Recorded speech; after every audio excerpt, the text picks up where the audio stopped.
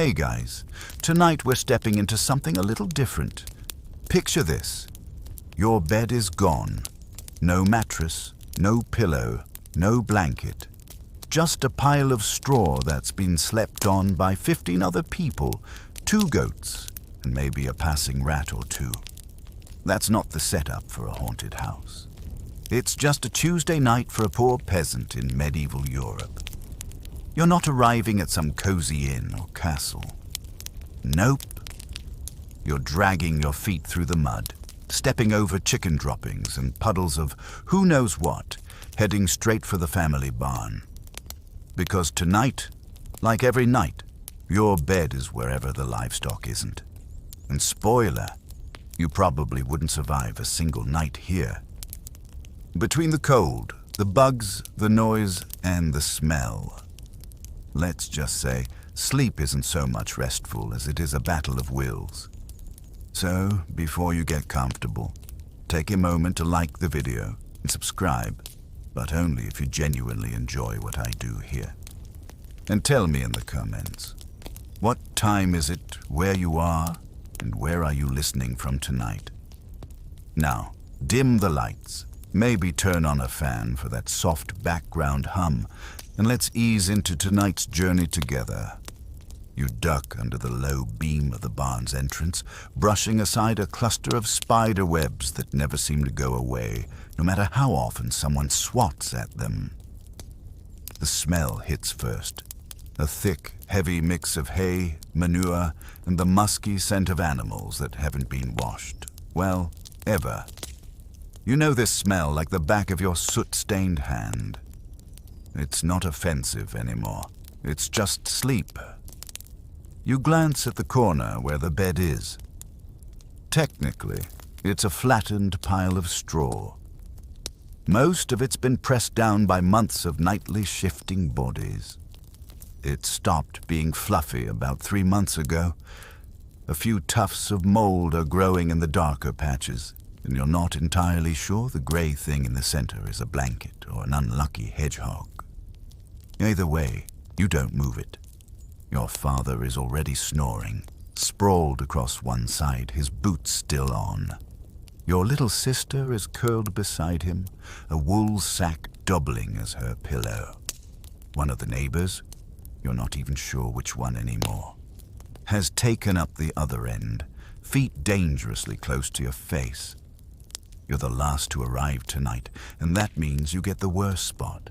The damp corner, next to the cow feed and directly under the hole in the roof. And yes, it's raining. You shrug. At least you're not sleeping outside tonight like you did last week when Uncle Merrick brought home that stonemason friend who took up half the space and smelled like boiled onions. Inside, the barn is at least a few degrees warmer than the outside air. Not much, but enough that your breath doesn't immediately frost. You shuffle toward your corner, trying not to step on anyone's foot, which is surprisingly difficult when everyone sleeps like thrown laundry, and ease yourself down onto the straw. It crunches faintly beneath your weight, a sound you associate more with rodents than rest. Something skitters away. You pretend not to notice, and you lie there, cloak pulled over your shoulders, hood up against the leaky roof. You try to find that one exact angle where your hip isn't digging into the ground, where the straw doesn't poke you in the ribs, and where you're not inhaling your neighbor's breath. A chicken clucks somewhere behind you, disgruntled that you're in its territory. You'd apologize, but you're not entirely sure where it is, and you don't want to move your head and risk making eye contact. Now, this is how the poor sleep in medieval times. Not tucked under layers of blankets in a stone-walled castle, but shoulder to shoulder, often stacked like timber, in outbuildings that doubled as stables, granaries, and sometimes latrines. Not metaphorically. That corner you're in, it gets a little suspicious after heavy rain, and you don't just sleep with family.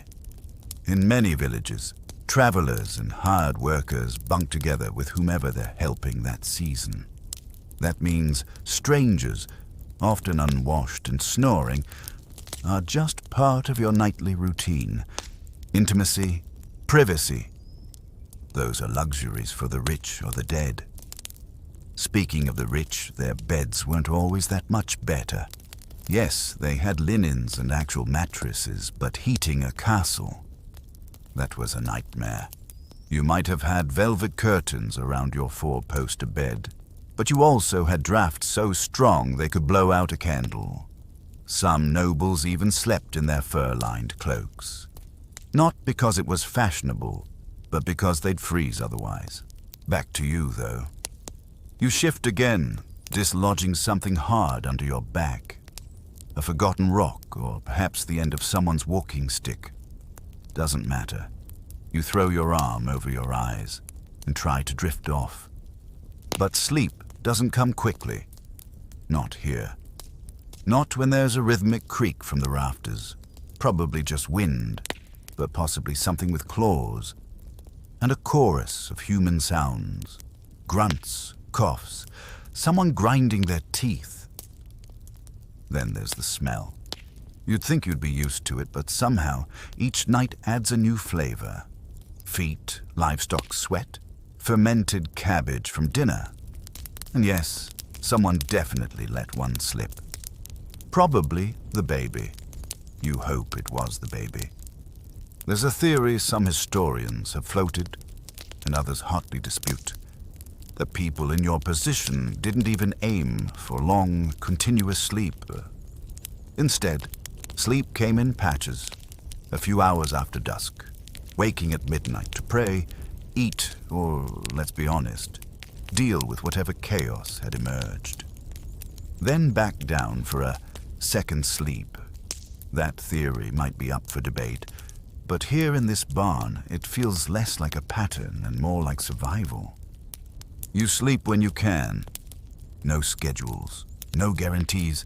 You're half asleep now, eyes fluttering, when someone nearby lets out a massive snore. It echoes off the wooden walls like a trombone in a tomb. You jolt upright, heart racing, before realizing it's just old Goethe.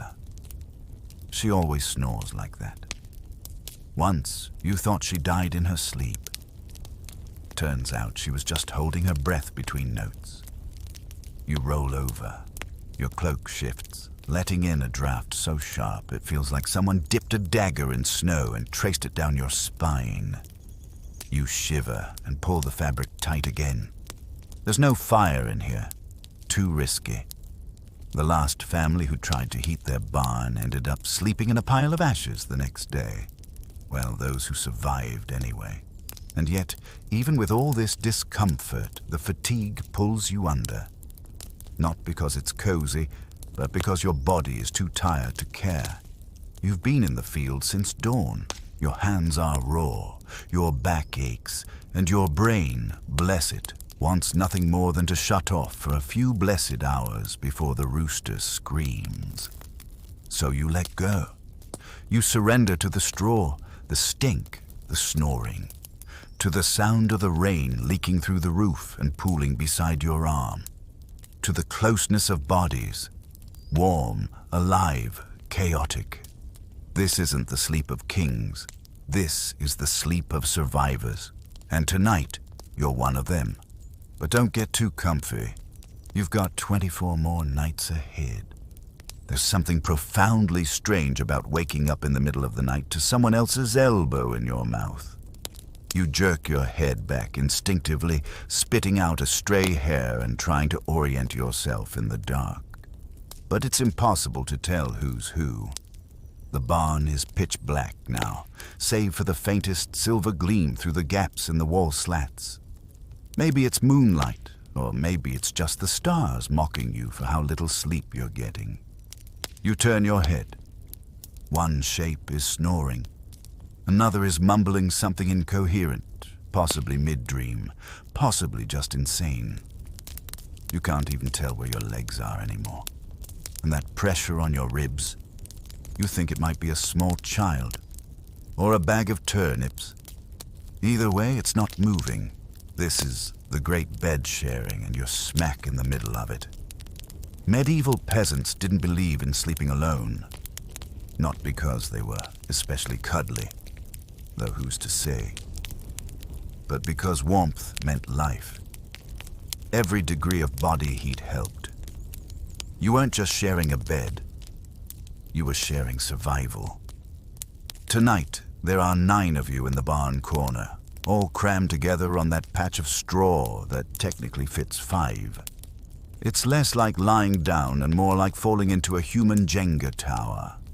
If one person rolls over, someone else gets rolled on. Someone always ends up on the edge, half off the straw, with a knee in their back and a chicken sitting judgmentally nearby. And yes, someone always hogs the best blanket. Not that there's a real blanket. It's more like a burlap sack with ambitions. But it's not just your family tonight. There's an apprentice mason staying over. He arrived just before sunset, and with nowhere else to go, someone shrugged and said, "There's room." There wasn't, but medieval courtesy didn't involve saying no to the cold. Now he's snoring like a busted bellows, lying diagonally like some kind of royalty. You try not to take it personally, but your shoulder is under his hip, and it's hard not to develop a grudge. You shift again, trying to reclaim a scrap of space, and end up with your nose buried in someone's hair. It smells faintly of onions and wood smoke. You hope it's your sister. You really hope it's your sister. The thing is, this isn't unusual. It's expected. Bed sharing wasn't just a practical necessity. It was a cultural norm.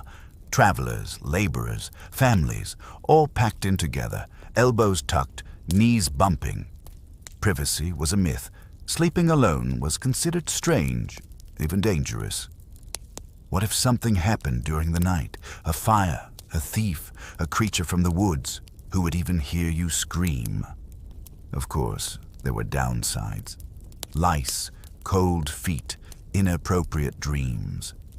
The occasional sleep talker who whispered eerie prophecies or confessed sins out loud. There's even a popular tale in the next village over. Some still argue whether it's true. About a boy who woke up in the middle of the night only to find that the person sharing his blanket wasn't breathing. No one had noticed until morning. They say his hair turned white from the shock. More likely, it was just flour dust. Still, no one sleeps in that barn corner anymore. You don't have time to dwell on that now. The baby starts crying. Of course she does. She's hungry, or wet, or just expressing her deep existential despair at being born into a world where bedtime smells like goat feet. Her mother stirs, groping in the dark, half asleep herself. The rest of you groan. You're not annoyed at the baby? Not really. It's more like a group sigh, the communal understanding that no one's getting back to sleep for at least another 20 minutes. Somebody mutters a prayer. Somebody else farts loudly, possibly in protest. You can't even be mad. You've done it too. In a shared sleep environment, bodily sounds become a kind of background music. Still, there are sweet moments too, like the way your younger brother curls against you in his sleep, seeking warmth. Or how your mother hums a lullaby no one's really sure the words to anymore. Or how, for a fleeting second, you all breathe in sync. One living organism made of many parts, heartbeats lining up like some ancient rhythm passed down through hay and hardship. It's easy to romanticize the past when you're not living in it. But lying here now, in the dark, pressed between strangers and siblings, the illusion fades. This isn't the stuff of fairy tales. This is the grit of history, the uncomfortable truth that most of humanity, for most of time, didn't sleep in silence or solitude. They slept together, tightly, uneasily. Maybe, despite the coughs and kicks, there's something deeply human in that. You close your eyes again, trying to find a sleep's edge. but just as you start to drift. The dog farts. Loudly, half the room groans. Someone coughs, and you think, maybe if you're very lucky, you'll get a good 15 minutes before the rooster wakes up and everyone does it all over again. Because in this world, the poor don't sleep well, but they sleep together. And sometimes that's the only comfort you get. It's still dark when you open your eyes again, but something's different. The air feels colder, heavier, and when you stretch your legs, your feet scrape against dirt, not straw. You blink, sit up slowly, and realize that during the night, you've rolled off the bed pile. Or rather, the bed pile has rolled off you. You're lying on the floor, the real floor, a hardened patch of earth that's been trampled so many times it's smoother than the town priest's forehead. Cold seeps through your tunic, up your spine and into your bones like a slow trickle of misery. Welcome to the sleeping on the floor chapter of your night. You're not alone down here, of course. A few other unlucky bodies are scattered nearby, still asleep, curled like shrimp on the dirt. One kid is half covered by an old sack, breathing through his mouth like a fish on land. Another has one foot resting inside a chicken coop. The chicken seems fine with it. The truth is, sleeping on the floor isn't the worst thing that could happen. For the medieval poor, it was a regular occurrence. Beds, even the term itself, were fluid. If you had a raised platform stuffed with straw or wool, that was luxury. But if not, you made do with the ground, and if you were lucky, someone had swept it recently. If you weren't, well, let's just say you never slept barefoot. You roll over and discover what definitely wasn't swept. A dead beetle, a splinter of wood, and something soft that might be bread or might be a mouse. Either way, it's not your problem, at least not until it moves. You shift again and try to find a patch of earth that doesn't dig into your hip. There isn't one. The dirt might as well be carved from regret. And that's when you feel the cold truly settle in. You pull your cloak tighter, wrapping it around your knees. It's threadbare now. The once woolen fabric thinned out by too many winters, too many nights just like this. There are holes in it big enough to qualify as windows. Still, it's all you've got. There's no fire, no furs, no pillow except your own arm, and your arm's fallen asleep before you have. You hear a shuffle nearby. Someone else is waking up. A grumble, a sniff. Then silence again. This is the part they don't show in medieval paintings.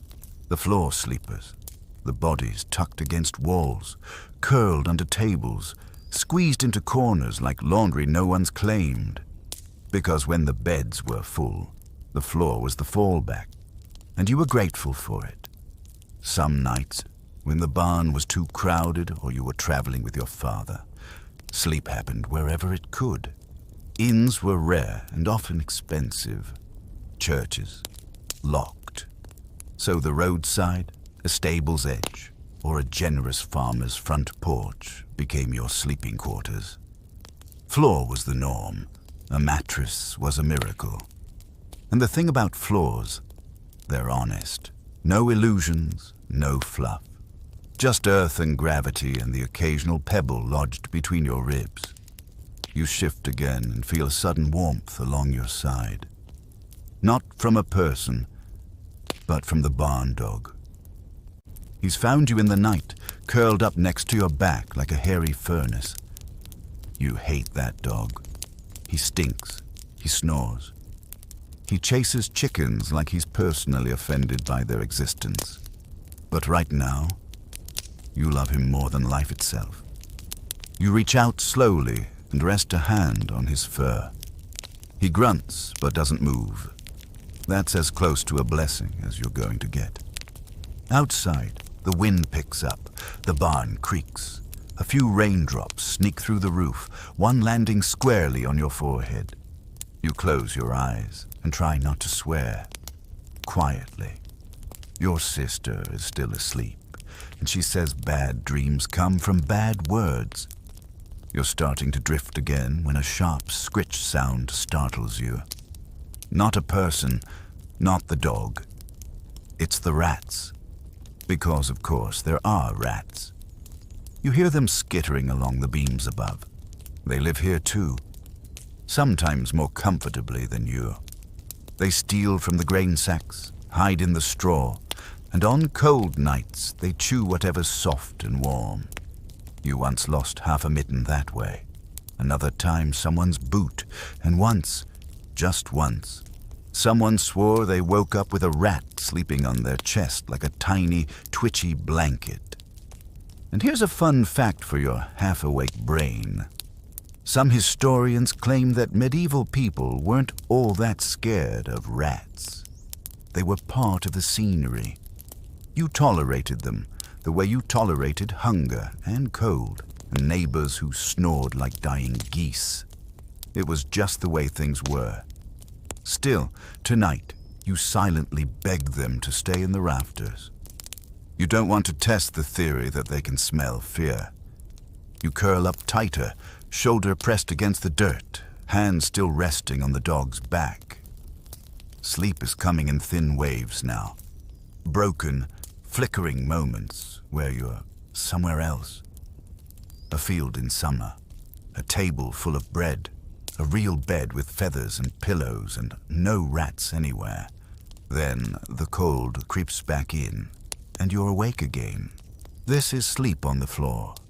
It isn't peaceful, it isn't quiet, but it's something. And in this world, something is enough. Your body aches in all the usual places. You've memorized every splinter in this patch of earth. You've named the knot in your spine.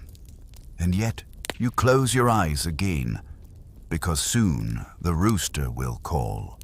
The barn will come alive, and you'll have to do it all over again. But for now, for just a few more minutes, you'll let the dog's warmth fool your body into believing this is comfort. And maybe, just maybe, your dreams will be better than the ground beneath you. You wake with your face buried in wool. Scratchy, damp, and faintly scented of goat. It's your cloak. You've slept in it so many times that it's permanently shaped like your body. You peel it off slowly, and it makes a soft tearing sound. The straw underneath has fused with the fabric overnight, and now it's coming along for the ride. Your arms are stiff, your neck refuses to turn left, and your back has declared war. This is clothes are your blanket, and yes, you've been wearing the same tunic for 5 days now. 6 if you count that one nap in the cart. Out here, among the poor, what you wear during the day is what you sleep in, because you have no other choice. Your outer cloak is your blanket, your tunic is your nightshirt, your shoes. You sleep with them on or tucked under your head as a pillow. Because if you don't, they might just wander off during the night. Not necessarily stolen. Sometimes animals chew them. Sometimes a neighbor with bigger feet accidentally wears them the next morning. Either way, you learn fast. Sleep with your shoes or lose them forever. So you dress strategically. Not for fashion, not for comfort, for survival. Every layer counts. Every scrap of cloth might make the difference between frostbite and just shivering until your teeth ache. And there's no undressing at night. The very idea of peeling off your clothes to sleep, like they do in stories or the grand castles of nobles, would sound absurd. Dangerous, even. What if there's a fire, or thieves, or an animal gets in? No one wants to be caught barefoot in the mud at midnight with their pants around their ankles. You wrap your cloak tighter and shuffle toward the door. It's still dark, but dawn is coming. That soft graying of the sky that tells your bones it's nearly time to rise, whether they like it or not. The others are still curled up in sleep clusters. Your father has migrated halfway across the barn in the night and is now using a small barrel as a pillow. Your sister has rolled into a bundle of rags. One of the neighbor boys is sleeping upright against a post, snoring like a winded pig. You tiptoe around them, your cloak dragging behind you like the cape of a very tired knight. Here's a bit of trivia for your morning mind. Some medieval sumptuary laws actually forbade the poor from wearing certain fabrics. Linen? Too fancy. Dyed wool? Off limits. Silk? Don't even think about it. Not that you could afford any of that anyway. Your clothes are coarse wool at best. Stiff, itchy, and often repurposed from someone else's cast-offs. You remember when your current cloak used to belong to a farmhand named Willem. He died last winter after falling through the ice during a drunken shortcut. The cloak was still damp when you got it. It still smells faintly of river silt. But hey, it's warm. Mostly. You reach up to rub your eyes and feel the crust of sleep mixed with barn dust. Your skin is dry, your hands are cracked, your elbows itch, and under it all is the faint burn of old sweat. Because baths are a luxury. Washing clothes, an ordeal. You can't just toss them into a tub. You have to boil water, make or borrow soap, usually made from ashes and animal fat. Yes, really. And then scrub by hand. In winter, the water freezes before you're halfway done. So most folks simply don't bother. You know a girl down the road who owns 2 cloaks. 2. One for wearing. One for sleeping. She's practically royalty. Rumor has it her uncle was once a reeve. You don't resent her. Much. You sit by the door, cloak around your shoulders, watching your breath fog in the early light. The animals stir. A sheep coughs. The rooster, traitor that he is, hasn't even crowed yet, and already your joints are reminding you that sleep wasn't restful. It was just paused exhaustion. This is what most people forget. In the medieval world, sleep didn't happen in cotton pajamas under fluffy duvets. It happened in layers of whatever you owned. You slept in your dirt, your sweat, your fears, wrapped in your best rags, hoping they'd be enough. And sometimes, on the very coldest nights, you'd borrow extra from your surroundings. Pull old grain sacks over your feet. Wrap your arms in spare rope. Stuff hay into your shirt, anything to trap warmth, to make your own body heat bounce back instead of vanishing into the barn air. You'd think all this would make sleep impossible. But somehow, it doesn't. Your body gets used to it. Your mind gives in. Because what choice do you have? Sleep isn't luxury. It's surrender. And even in a wool cloak that smells like goat, river, and thyme, surrender is still possible. As the sky turns pale, you sigh deeply and shift your legs. The dog wakes up beside you, yawns, and places his filthy paw directly on your knee. And honestly, it's not the worst thing that's touched you this week. There's a reason you keep waking up scratching. At first, you thought it was just the straw. Coarse, dry, maybe rubbing your skin the wrong way. But now, the welts on your arms, the tiny bites around your ankles, the way your scalp tingles like it's crawling with regrets. It all tells you the truth. You're not alone in this bed. Welcome to pests of the night, the most loyal sleep companions you never asked for. You slap at your arm and catch something. It crunches slightly between your fingers. You don't want to look, but you do anyway. Yep, it's a flea, or maybe a bedbug. Frankly, does it matter? At this point, they're all part of the extended family. And like family, they never leave. You glance across the straw bed, where your brother is scratching his shoulder against a wooden post like a cow against a tree. Your little sister is curled up tight, one hand jammed inside her sleeve, fingernails clawing silently at her side. Even the mason's apprentice, still passed out with his mouth wide open, is twitching in that telltale way that says, yes, I too am being eaten alive. Sleep in medieval times wasn't just about discomfort. It was an ecosystem. And you're at the bottom of the food chain. Fleas, lice, mites, bed bugs, even ticks if you're unlucky enough to have shared your straw with a dog or goat that wandered in with the wrong hitchhiker. They thrived in warmth, in bodies pressed close, in the cracks of wooden planks and the folds of reused blankets. And the best part, they followed you, from barn to barn, home to cart. Once they picked you as a host, it was love at first bite. You lift your tunic slightly and spot a cluster of red dots on your leg. Raised, itchy, angry. You slap at them, then immediately regret it. You swear softly under your breath. Just enough for only the straw to hear. A few centuries from now, scientists will name the bacteria that ride on these fleas. They'll trace plague outbreaks and call them epidemics. But right now, here in this barn, it's just your leg. Just another night with invisible invaders chewing through your sleep. And here's the cruelest part. There's almost nothing you can do. Washing, sure, if you had hot water and soap and time. But even then, it wouldn't be enough. The moment you return to the communal bed, back to the straw, the sacks, the infested cloaks, they'd come right back. They always do.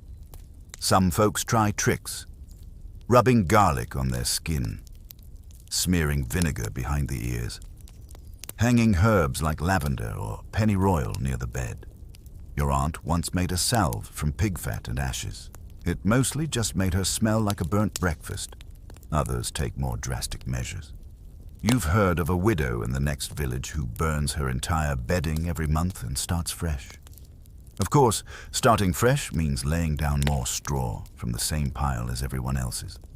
The bugs probably laugh. And don't forget the rats. Oh no, can't forget the rats. You see one now, darting along the rafters. Its tail flicks in the moonlight. It's watching you, maybe even judging you. And sure, it's after the grain first. But if you fall asleep with crumbs in your pocket again, you might just wake up missing half a sleeve. You pull your cloak tight, as if that thin wool will do anything. But it's better than nothing. Even nobles dealt with pests, of course. Their beds were softer, their sheets sometimes perfumed, but bugs didn't care about social class. Queen or pig boy, if you're warm and breathing, you're a feast. Some historians, and as always, others argue otherwise, believe medieval people simply accepted it, that the idea of an itch-free bed didn't exist. It wasn't something lost. It was never even imagined. Maybe they were right. You scratch behind your ear, wincing, and think, yeah, this is just the price of unconsciousness. Still, there's a peculiar intimacy to it all. The quiet scratching shared by everyone, the whispered complaints, the mutual understanding that yes, we are all being slowly eaten, and no, we cannot do a single thing about it. You remember once, during a summer night in the hayloft, your cousin dared everyone to sleep naked, to trick the fleas. You tried it. The next morning, your backside looked like a battlefield. You wore 2 layers after that, even in August. Now, lying here in the faint light before dawn, you try to go still. Fleas love movement. Maybe if you don't shift, don't breathe too loudly, don't blink, they'll go find someone else. The dog stirs at your feet and kicks a flea off his haunches. It lands on your shin. You sigh. There's no winning this war, only surviving it. And when sleep finally comes, late, slow, and itching, you dream not of castles or clean linen, but of a night without bites. One day, maybe, but not tonight. You wake to a sound you've come to dread more than anything else. It's not the rooster, not the baby, not even old Goethe's thunderous snore echoing off the rafters. It's the barn door creaking open, followed by the unmistakable sound of someone tripping over a bucket and swearing under their breath. Another body, another sleeper, another snorer to join the symphony. You groan softly, and bury your face deeper into your makeshift pillow, which, if you're being honest, is just your own arm again. The straw shifted during the night, or someone took your spot entirely, and now your limbs are tangled with someone else's knees. This is noises never stop, the part of sleep that doesn't feel like sleep at all. You shift your weight and crack. A nearby board snaps faintly under pressure. Someone mutters in response. Someone else coughs. Then the goat starts bleating, possibly in protest, or possibly because it also just woke up with someone's foot in its face. The medieval night is not quiet. Silence, real silence, is rare in your world. Even in the deepest hours before dawn, the world breathes loudly. And when you sleep shoulder to shoulder with half a dozen people, every breath becomes part of the background noise. Every cough, every sniffle, every twitching toe. Snoring is the most obvious culprit. It's not just one person, it's a symphony. High notes, low rumbles, and the occasional gasp that sounds like someone being surprised in a dark alley. The mason's apprentice has a nasal snore that seems to change pitch with every breath. It's oddly musical, in a terrible, sleep-ruining kind of way. But snoring isn't the worst of it. There's the wheezer in the corner. Some older man you don't really know, a friend of your father's maybe, who's been coughing since last autumn. Each rasp echoes like death clearing its throat. And then there's the baby. Oh, the baby. Not crying, just making noises. Little fussy grunts, squeaks, snorts. You can't blame her. She's just doing what babies do. But you've learned to identify every one of her sounds like a field medic. Is it a feed me squeak or a need to poop squeak? A dream whimper or a full-blown tantrum warning? Either way, you hold your breath after each one, praying she stays asleep. She doesn't. She never does. You throw your cloak over your face and try to block it all out. But it doesn't help, because someone just farted. Again, it wasn't you this time. You're reasonably sure. But someone in this tangled mess of humanity let loose a sound so wet and deliberate it actually silenced the snoring for a beat. You hear a groan, a muttered curse. Then the chorus resumes. Even the animals get involved. The sheep shuffle, the dog scratches. The chickens stir and cluck softly, rearranging their feathers like disapproving librarians. And then there's the wind. It seeps in through the gaps in the wall, whistling just enough to rattle the loose board above your head. It's been doing that for months now. You could fix it, nail it down, maybe patch it with old cloth. But you've grown almost attached to it. It's like your own personal midnight metronome. There's a story your grandmother used to tell, that the dead walk on windy nights, that the moaning through the wood isn't just weather, but whispers, ghosts rattling the world's door frame. You never believed it. Well, you mostly didn't. Still, on a night like this, with the wind just right, and the shadows crawling across the straw in slow, spectral shapes, you keep your eyes shut a little tighter, just in case. Some historians, and as always, not all agree, believe medieval peasants adapted to these sleep conditions so thoroughly that silence would have disturbed them. That quiet meant something was wrong. That noise, chaotic, organic, human, was comforting in its own messy way. Maybe they're right. Maybe you've learned to sleep through things that would drive a modern person to madness. The sound of rats scrabbling in the rafters, the endless rhythm of coughing and farting, the murmur of prayers whispered under breath by someone who thinks no one can hear. Maybe these aren't distractions. Maybe they're lullabies. You roll over. Your arm is numb. Your neck protests. You're not sure if you ever really fell asleep or just floated in and out of awareness like a fish drifting near the surface. The noise never stops. Not entirely. But sometimes it fades into the background. And if you're lucky, very lucky, you find a rhythm in it. A strange, pulsing lull. The wind howls. A foot kicks yours. Someone nearby sneezes into the dark. And finally, your brain says, "Fine." I give up.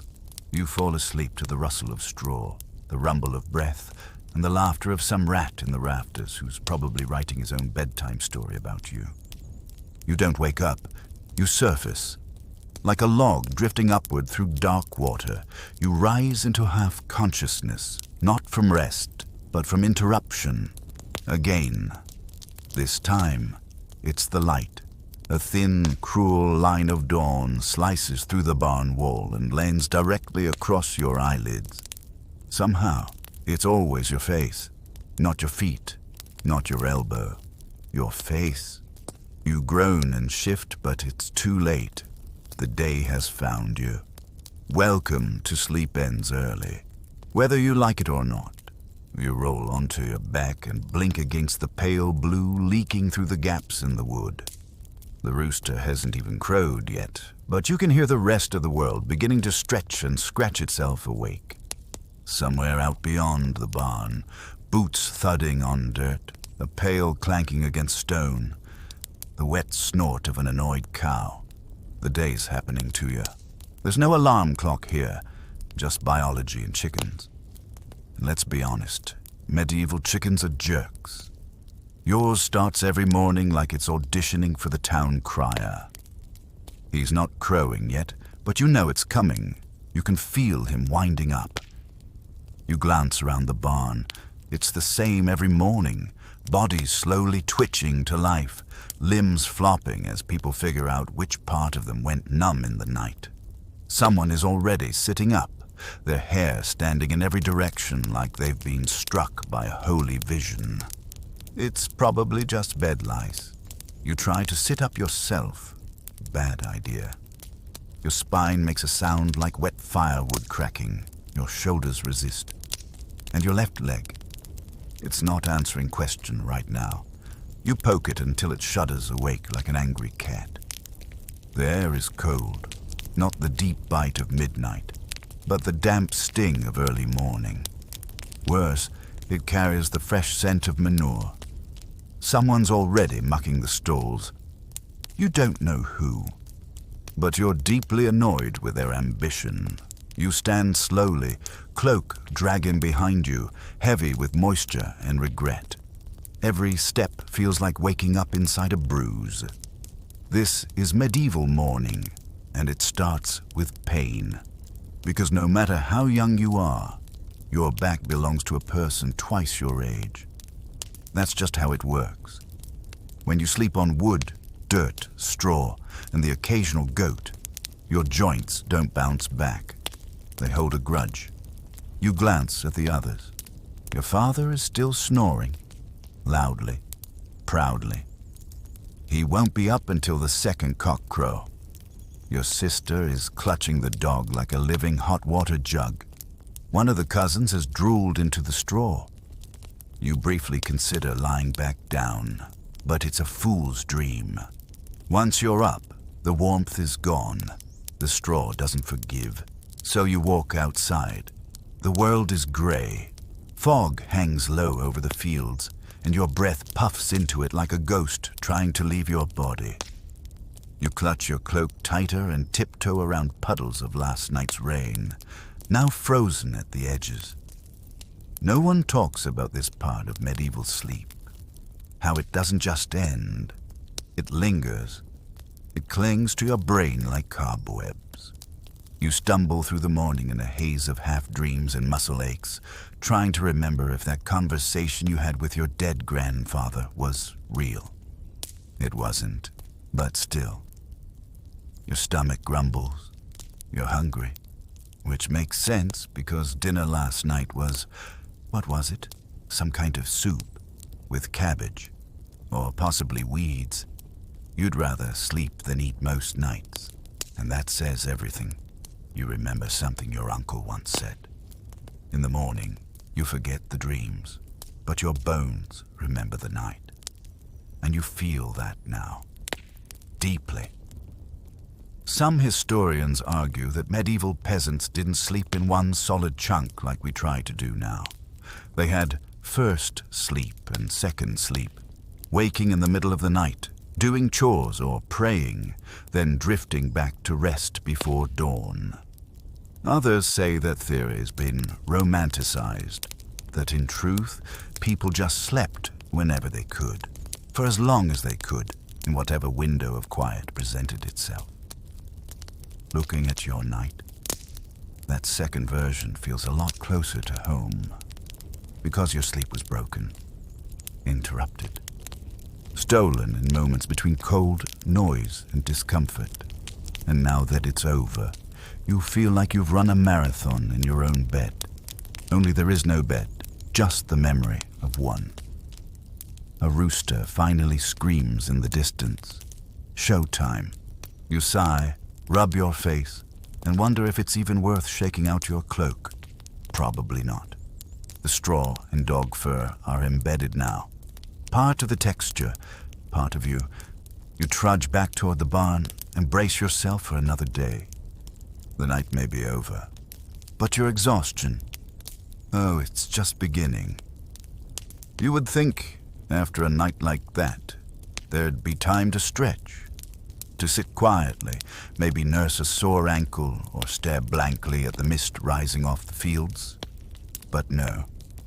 The second you step back into the barn, someone hands you a bucket, a leaky bucket. And before you even open your mouth to ask why, your father points to the far trough and says, "They need water before sunup.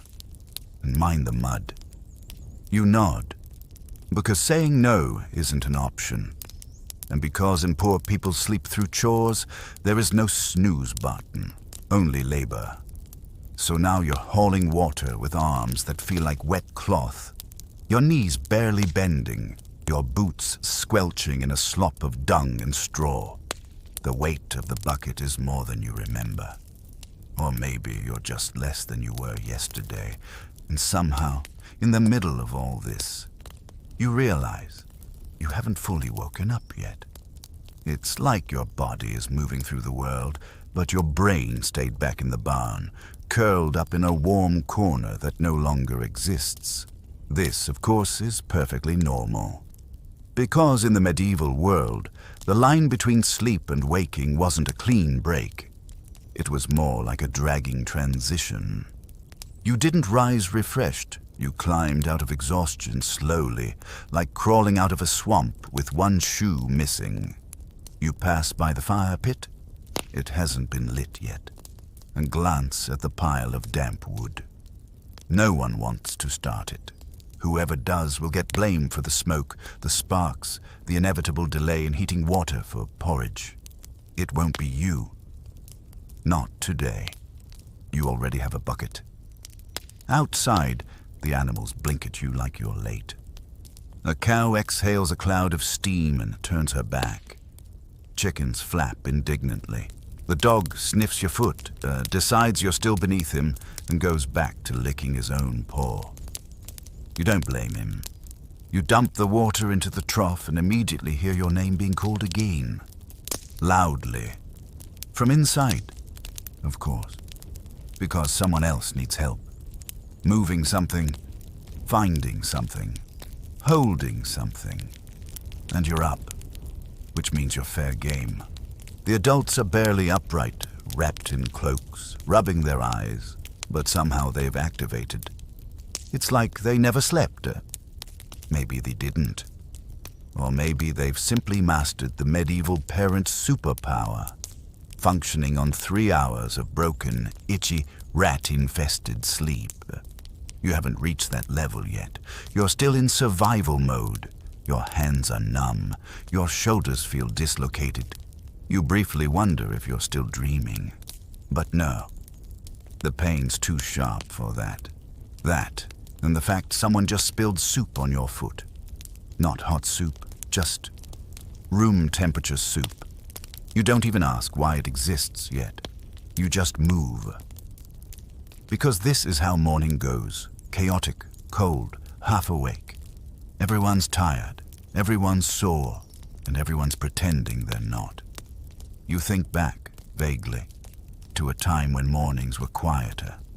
You were younger then, smaller. Sleep felt longer. The straw felt softer. Or maybe you just didn't know what pain was yet. But now, your body's growing into the shape of its labor. You can feel it in your spine, in your heels, in the way your eyes struggle to open, even though they've technically been open for an hour. Still, the chores don't wait. You help load a cart. You stir oats with a stick that used to be a broom. You help your sister find her second shoe, buried under a goat naturally. All the while, your body is screaming for just 15 more minutes of stillness. But here's a not-so-fun truth. Stillness is rare when you're poor, especially in medieval times. Some scholars argue that medieval peasants had more free time than modern workers. No email, no meetings, no commute. But what they forget is that free time didn't mean rest. It meant survival, maintenance, fetching water, sharpening tools, scrubbing your tunic in icy rivers, walking 5 miles for something your master forgot. Rest was stolen in moments, on a bench, in a field, maybe under a tree if the sun was kind and the overseer was looking the other way. But after a full night of bad sleep, even standing feels like work. You finally find a minute to sit by the fire. It's lit now, barely. The smoke curls upward like it's trying to return to the sky. Your hands stretch toward it on instinct, and your fingers twitch, either from the cold or the memory of the lice. You can't tell anymore. You look around and realize no one is talking. Everyone is half awake, hunched, chewing in silence. Some with bread, some with nothing, just waiting for the sun to rise all the way, for their bones to catch up, for the day to become real. And you're right there with them, half dreaming, half listening, half existing. Because sleep didn't end, it just paused.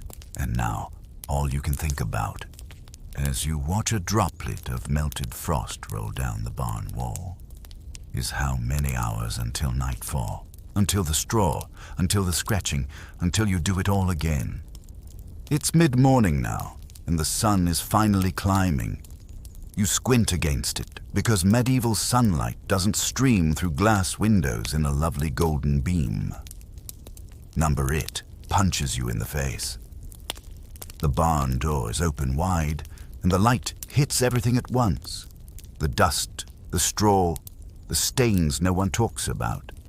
It shows the crusted soup pot, the half-eaten onion on the ground, and your uncle's hair, which looks like it lost a duel with a thresher. But what it really shows is just how many people didn't sleep. You can tell by the eyes. Welcome to Tired Eyes and Morning Lies, where everyone pretends they slept better than they did. Your father is hunched over a stool, sharpening a blade and insisting that, yes, he slept just fine. His eyes are bloodshot, his hands tremble, he looks like he's been haunted. But sure, fine. Your cousin claims he only got up once to pee, which is a lie. He stumbled over you twice, swore both times, and nearly fell into the fire pit. Your sister? She says she had a lovely dream about cheese, which might be true. She has that dreamy, far-off look in her eye. But she's also chewing on a piece of bark. So, maybe not. You feel it too. Your head is foggy, like there's cotton packed behind your eyes and someone replaced your thoughts with damp socks. You keep forgetting what you're doing. You set down a cup, then can't find it. You walk outside to fetch water, then stare at the bucket for 5 full minutes before remembering how walking works. This is not sleep deprivation in the modern, coffee-fueled sense. This is the kind of fatigue that settles into your personality. that reconfigures your soul into a slightly stupider version of yourself. And the worst part? You'll tell yourself that you slept okay, because that's what everyone does. It's how you get through the day. You pretend. You convince your aching body that a few hours of broken, itchy, rat-accompanied, cold and fart-filled semi-unconsciousness somehow counts. Some historians, and this is where the debates begin, argue that medieval people simply didn't expect sleep to be restorative. That sleep was more of a pause, a reset button you hit just hard enough to function, not flourish. You weren't supposed to wake up refreshed. You were supposed to wake up able to keep going. And maybe that's why no one complains, because complaining doesn't change the straw. It doesn't make the barn softer. It doesn't make the lice stop biting your neck while you dream about shoes that fit and food that didn't scream when it hit the pot. So you joke. You nudge your brother and say, "You looked like you were fighting dragons in your sleep again." He grins and shrugs. "Think I won." And just like that, you move on. Because that's how it works. You put one foot in front of the other. You help load sacks. You sweep the worst bits of the floor toward the worst part of the wall. You listen to your mother hum a song that might be a hymn or might just be her complaining in melody.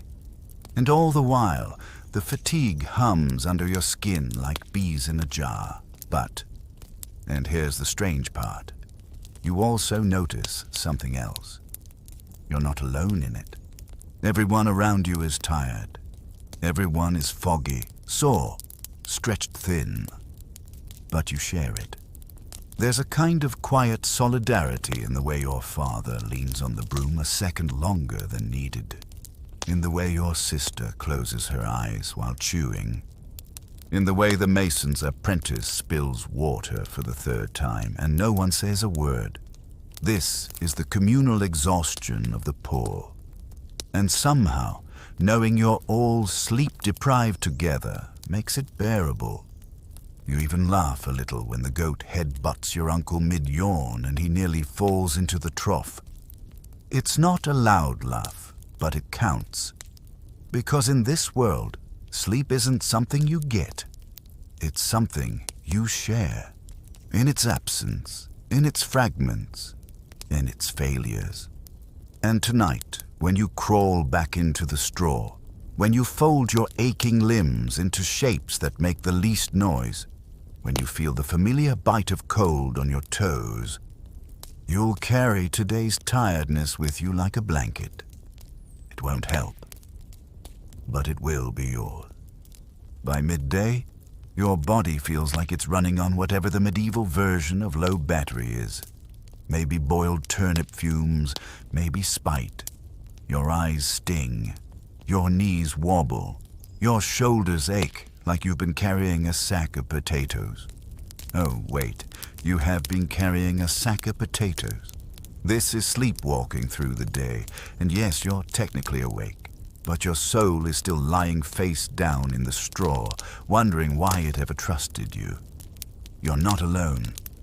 Around you, the whole village lurches forward like an ensemble of half-dead marionettes.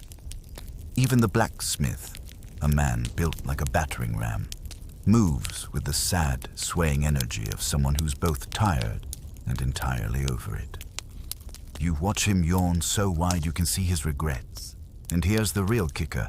Nobody stops. Not for a nap. Not for a breather. Not even for a cup of whatever warm liquid passes for energy. Because rest, true rest, is not built into your world. Napping, for the poor, is basically a crime. Not an actual one, but culturally, socially. If you're caught dozing off in the fields or sitting too long on a bench with your eyes closed, there will be comments. Some old woman will shake her head. Some uncle will slap your shoulder and call you lazy. Even the sheep will probably judge you. Rest is earned, and even then, barely.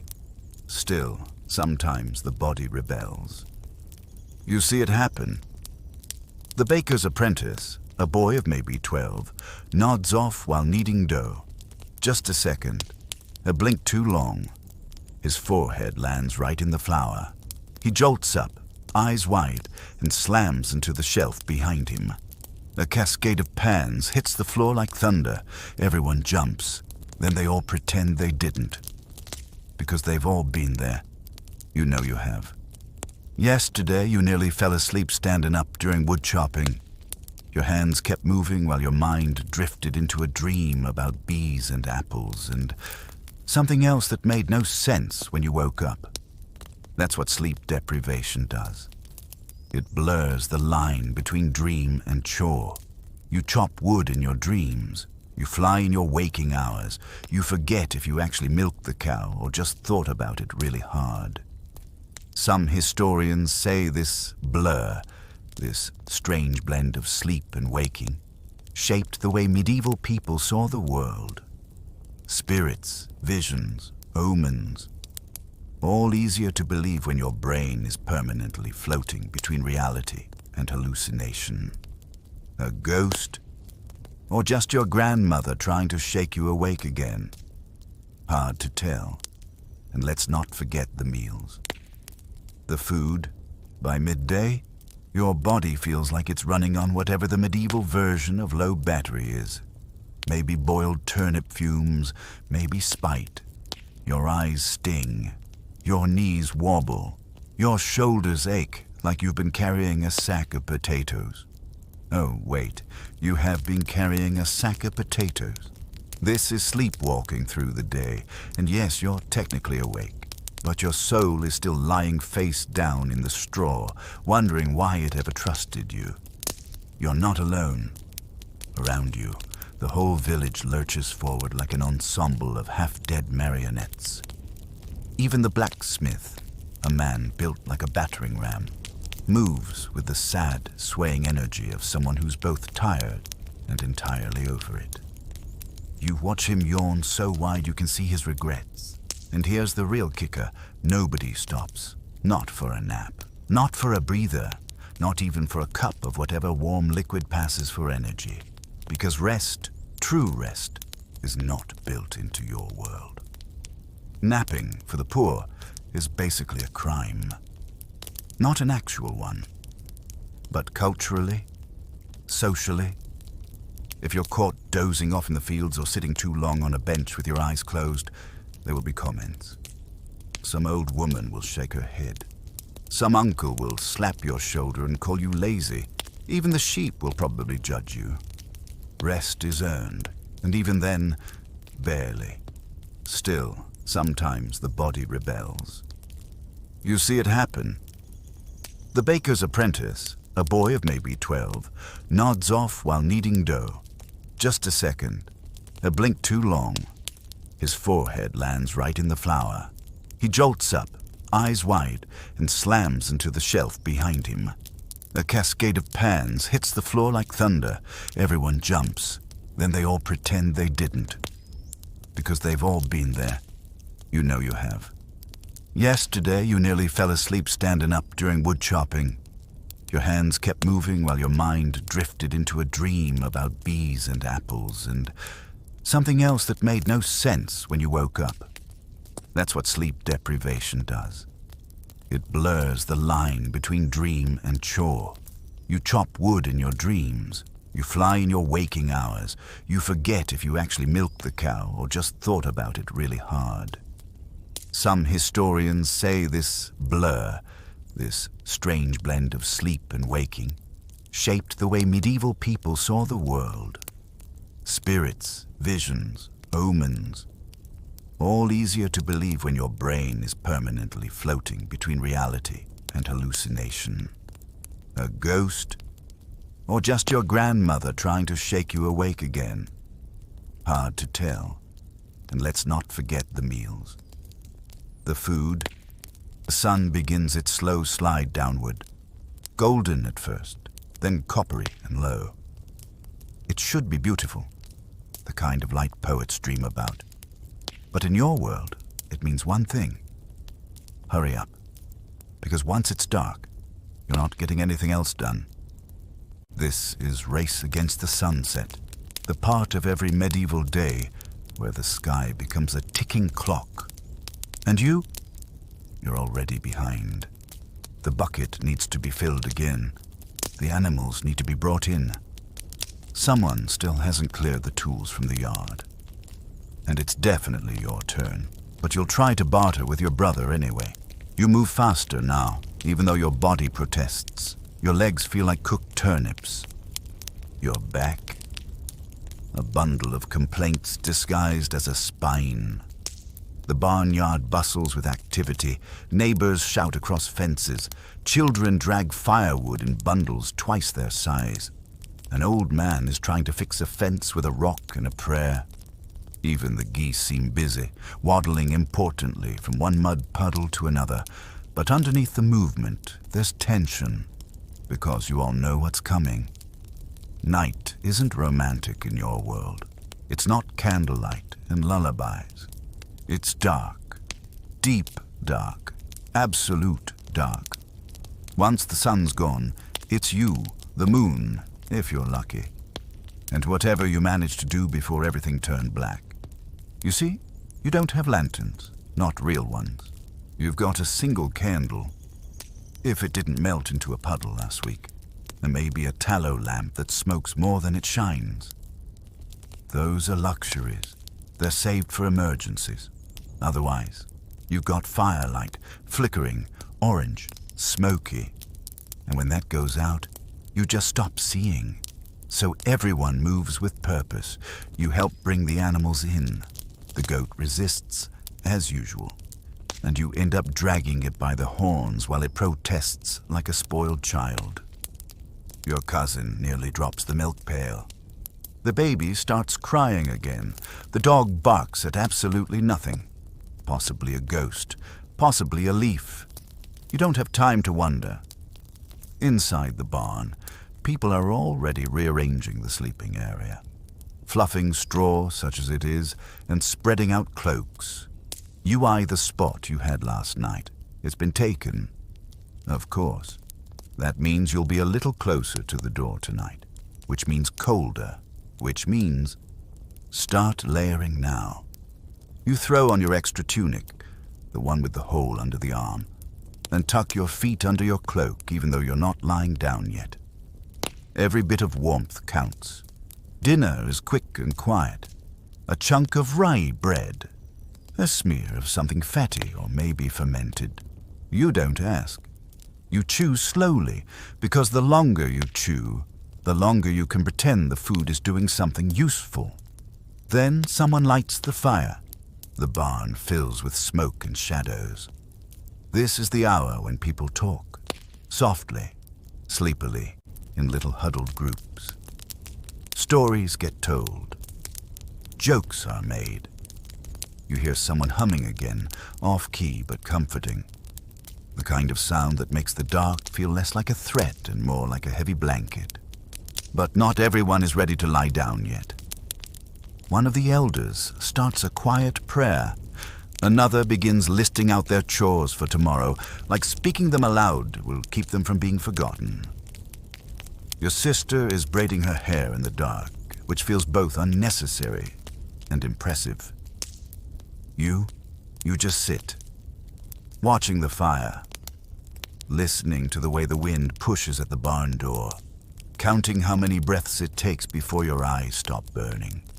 It's in this twilight hour that sleep begins its slow return, not in the form of drowsiness, but resignation. You're not ready to sleep. Your body doesn't want to. It's too sore, too itchy, too cold. But there's nothing else to do. No light, no distractions, just the straw, the cloak, the slow murmur of others giving in. A few historians call this first sleep, the early shift, the one that starts before midnight and ends a few hours later.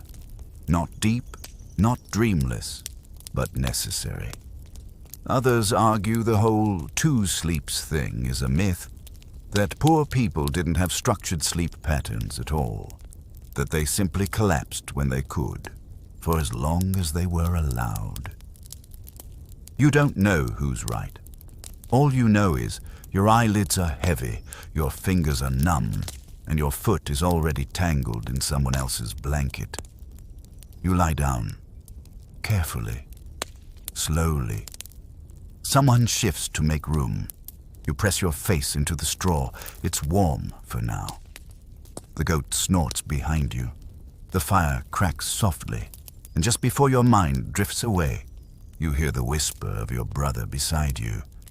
Don't let the rats bite your toes. Sleep comes anyway, because it always does. You're not sure what time it is. Midnight? Maybe earlier. Maybe later. Time has a funny way of dissolving in the dark. No bells, no glowing screens, just a vague sense of now that stretches in every direction like fog. You wake up to a strange sensation. It's not noise this time.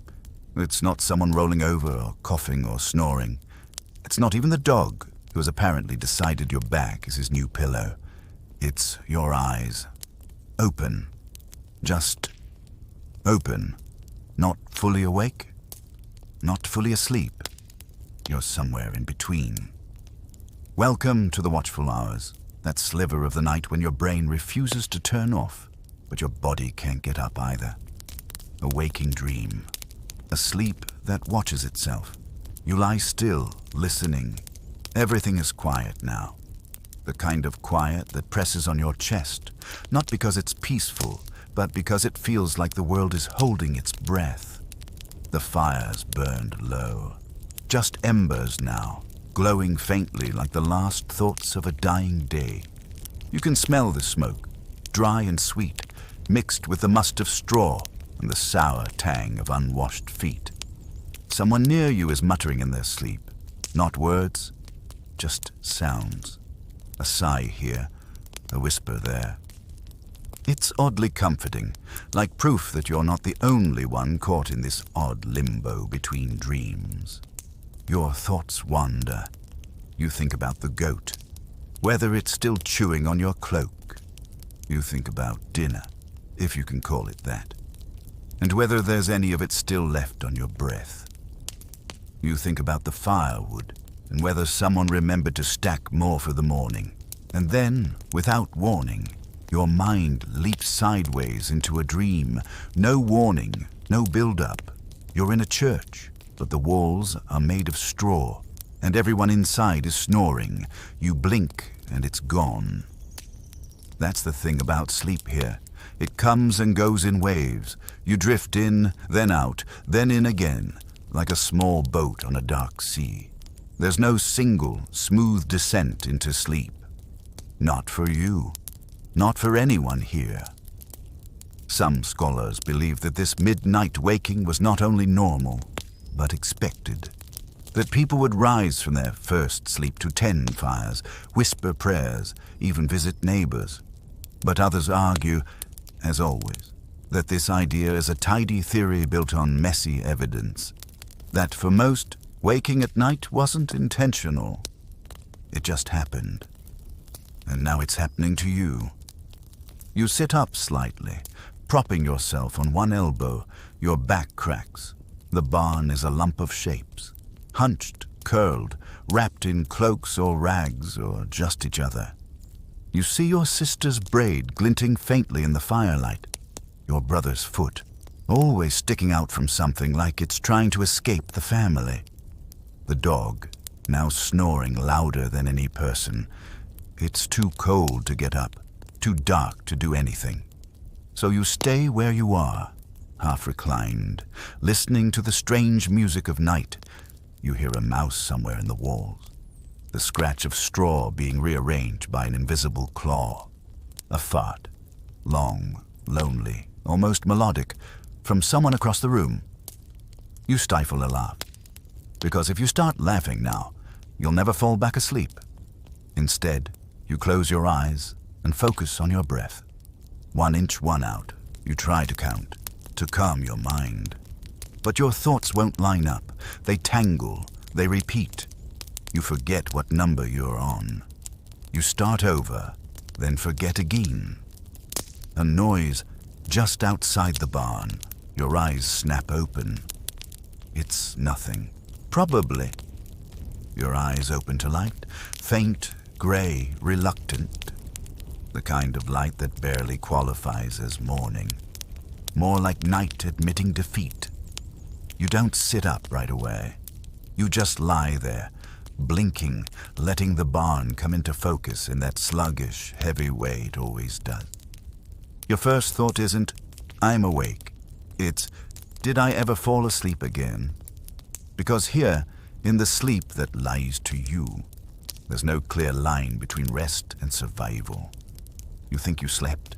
Your body feels slightly less cursed. But then again, maybe you just drifted long enough to fool yourself. You shift beneath your cloak and realize your arm's asleep. Entirely numb, you poke it a few times until the tingling hits. 1,000 little medieval knives. The straw around you is damp with the sweat of 10 human bodies and whatever the goat contributed. The air is thick, breathy, laced with the smell of smoke, sour cloth, and something that may have once been soup. Someone groans nearby. It's the universal signal for, I also didn't sleep well, but I'm going to pretend I did because that's what we do. You sit up slowly, stretching until something pops that probably shouldn't. Your joints feel loose and tight at the same time. Your shoulders ache from being curled like a fossil. Your neck clicks when you turn it. Across the barn, someone's already up. The baker's apprentice. He always wakes first. You think he doesn't actually sleep, just stands in a corner, quietly fermenting. He glances over and nods. You nod back. There's something comforting about these silent exchanges. Everyone here knows the deal. No one asks, did you sleep well? That would be a cruel joke.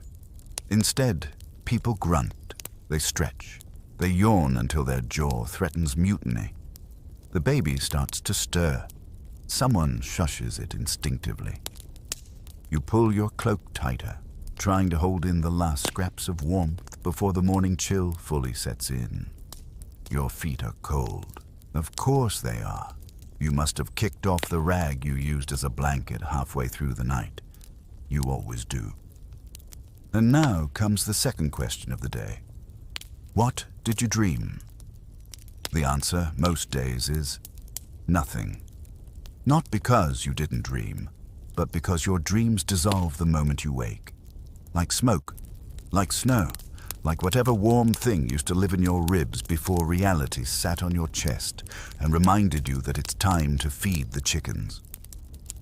Some historians have claimed that medieval dreams were different, more vivid, more symbolic, more spiritually charged. That the combination of poor sleep, constant prayer, and deep hardship made for intense nocturnal visions. But here's a secret. Most nights, your dreams are just echoes of the day before. You dream about fetching water, and then you wake up and do it. Again. You finally rise to your feet, wobbling slightly as your knees reintroduce themselves. The dog opens one eye, approves, goes back to snoring. You try to brush straw from your tunic, but it's woven into the fabric now. You're basically part barn. The morning begins in half light and half consciousness. You gather firewood, your hands moving on autopilot. You feed the animals. You help stir a pot of something beige. It might be oats, it might be dirt. You don't ask. And all the while, you think about how tired you are. Not just in your bones, in your soul. There's a kind of weariness that layers itself over time. It doesn't come from one bad night or even 3. It builds, it becomes part of your posture, part of your vocabulary, part of the way you blink slowly when someone asks you a question.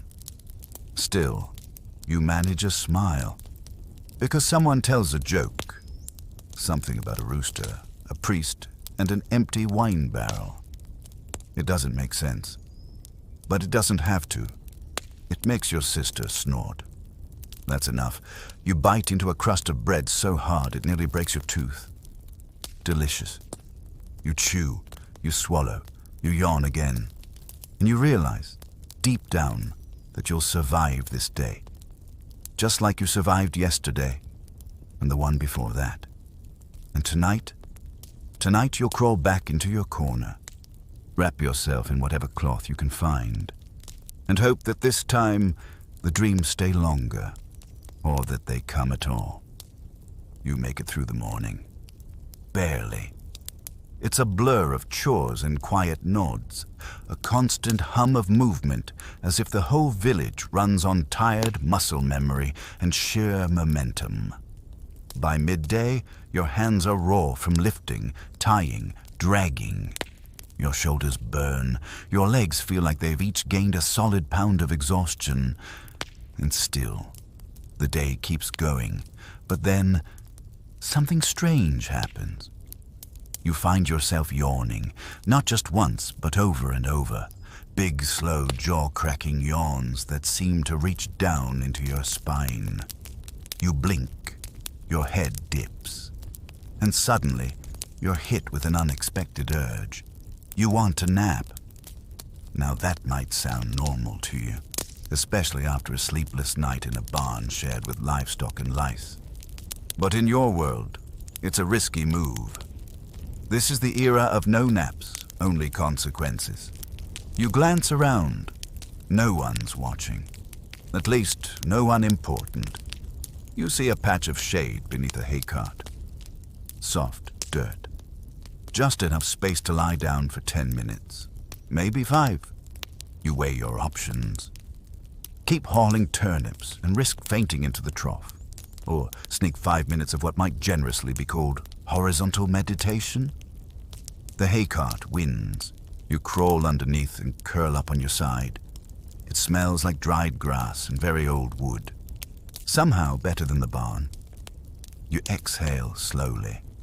The dirt is cool, the air is still. You close your eyes. And for a moment, just a moment, you float. This is the forbidden nap, and it's glorious. Your body sighs, your mind drifts. You don't dream, not really. But you slip into a soft, blank quiet, like dipping your face into warm water, until, oi, you sleeping or dead. Your eyes snap open. It's your uncle, looming, smirking, holding a bucket. Cart's not going to push itself, lad. You groan. He chuckles and walks off. So much for rest. You roll out from under the cart, dust yourself off, and pretend like nothing happened. No one else notices, or they pretend not to. Either way, the moment's gone, but it helped. Somehow, even 5 minutes made the world feel a little less heavy. Your steps are less wobbly, your eyes sting less. Your brain has room again for thoughts that aren't just, don't fall over. Of course, you won't get another break. Not officially. You're back to moving tools, folding cloth, gathering sticks, mundane things that feel monumental when you're this tired. And you notice others are struggling too. The neighbor girl nods off while shelling peas. The stable boy nearly walks into a post. Even your mother, the household's anchor of eternal motion, leans against the doorway for longer than usual. The village is tired, always tired. And yet, nobody stops. Why? Because poor people in your time aren't allowed to be still. Not really. Not even when they're sick or cold or half asleep on their feet. Stillness is dangerous. It suggests you've got nothing to do, which invites someone else to assign you something. So people move, constantly, but not because they're full of energy. They move because the world expects them to. There's a saying, the poor man's rest is his work undone. You've heard your grandfather mutter it before collapsing into a chair. Still, even he sometimes stole a nap in the fields. Flat on his back, straw hat over his face, using a rake as a pillow. It wasn't rest, it was protest. A small rebellion against the tyranny of the sun. Maybe that's what your nap was too. A tiny declaration that your body matters, that sleep isn't just weakness, it's need. Not that anyone's going to agree with you. You're already back on your feet, helping pile firewood and trying not to yawn again. You crack your knuckles. Stretch. Ignore the dull throb in your temples. Because in a few hours, you'll be back on that straw mattress, or whatever sad corner you end up in tonight. And you'll have to do this sleep thing all over again. For now, you move. Because movement is survival. And sleep? Sleep is just the thing you chase at the edge of everything else. Evening creeps in again, not like a friend, but like a tax collector. The sky begins to dim, the air thickens with the smell of smoke and sweat and something vaguely sour you can't identify. Maybe cabbage, maybe despair. You roll your shoulders and brace yourself. This is the return to straw. The daily pilgrimage from the world of motion back into the realm of restless rest. Everything slows, but nothing stops. The chickens are still clucking like they have unresolved trauma. The baby is crying again. Someone, probably a brother, is trying to light a fire and failing miserably. His frustration crackles louder than the kindling. You help gather the cloaks, fold what can be folded, and push aside a few fresh goat droppings from your sleeping spot. Yes, fresh. You don't want to talk about it. People begin drifting into their usual places, rearranging themselves like weary puzzle pieces.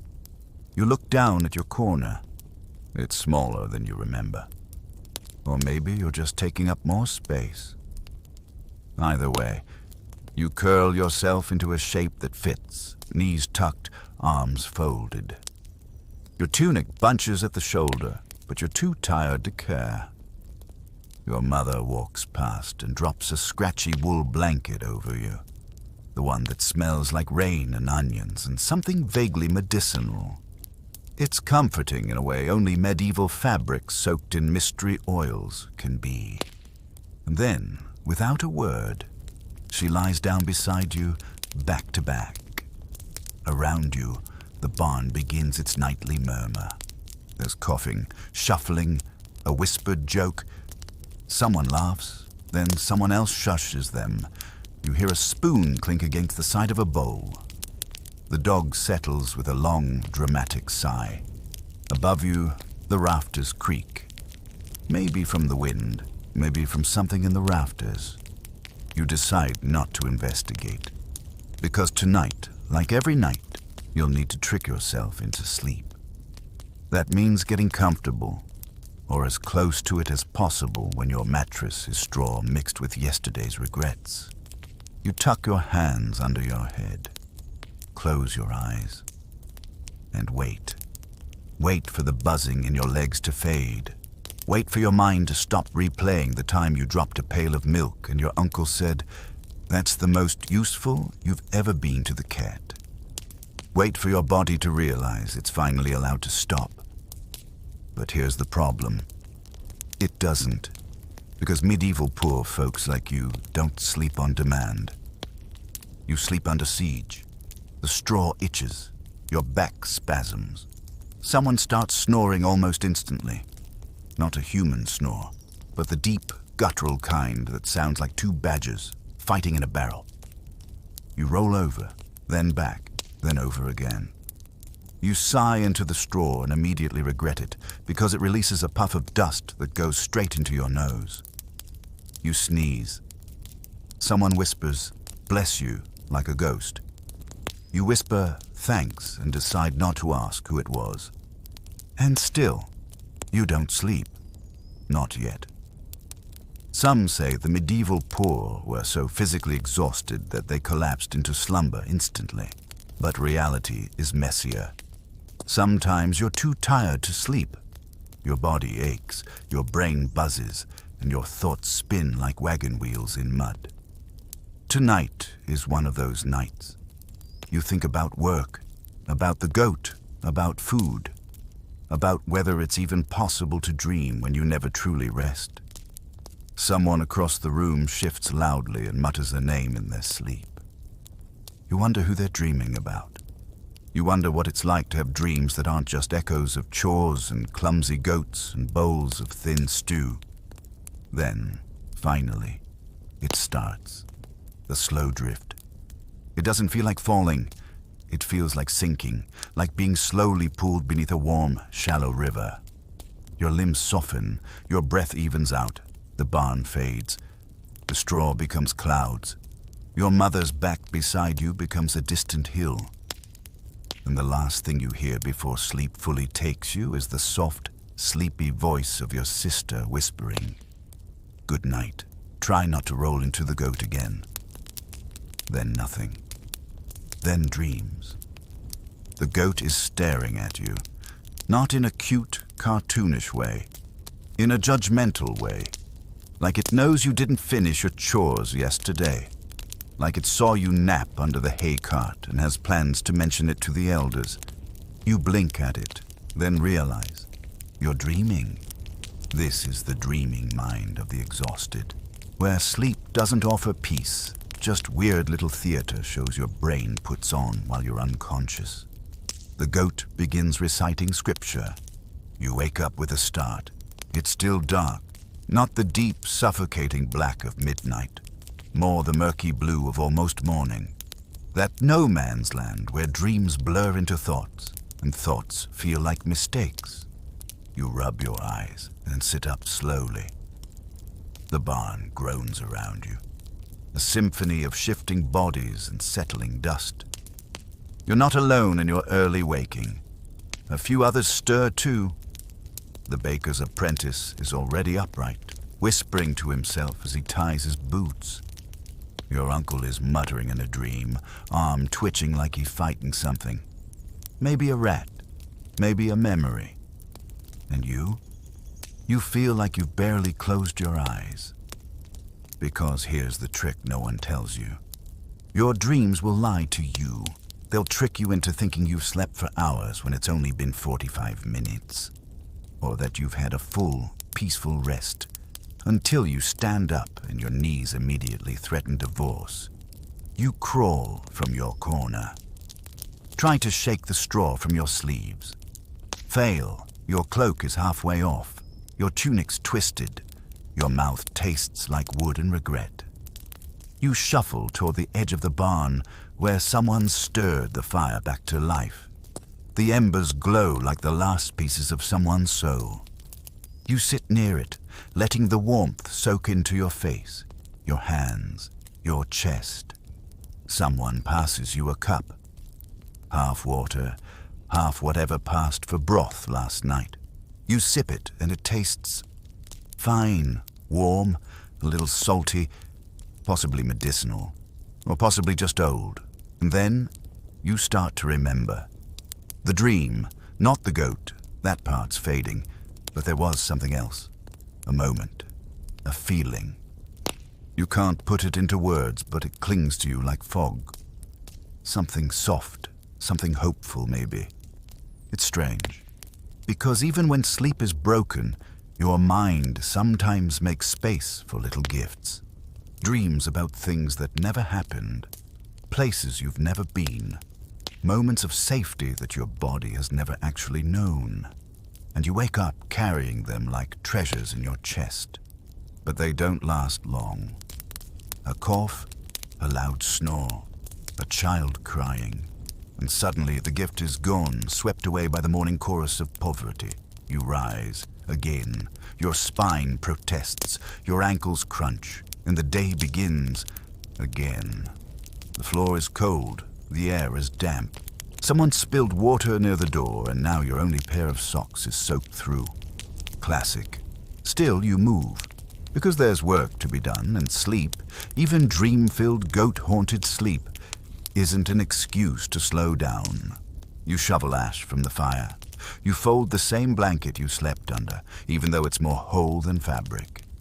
You help your sister braid her hair by the light of a sputtering oil lamp, both of you yawning with synchronized misery. You ask her if she dreamt of anything. She shrugs. Probably, she says, but it's already gone. You nod. You understand.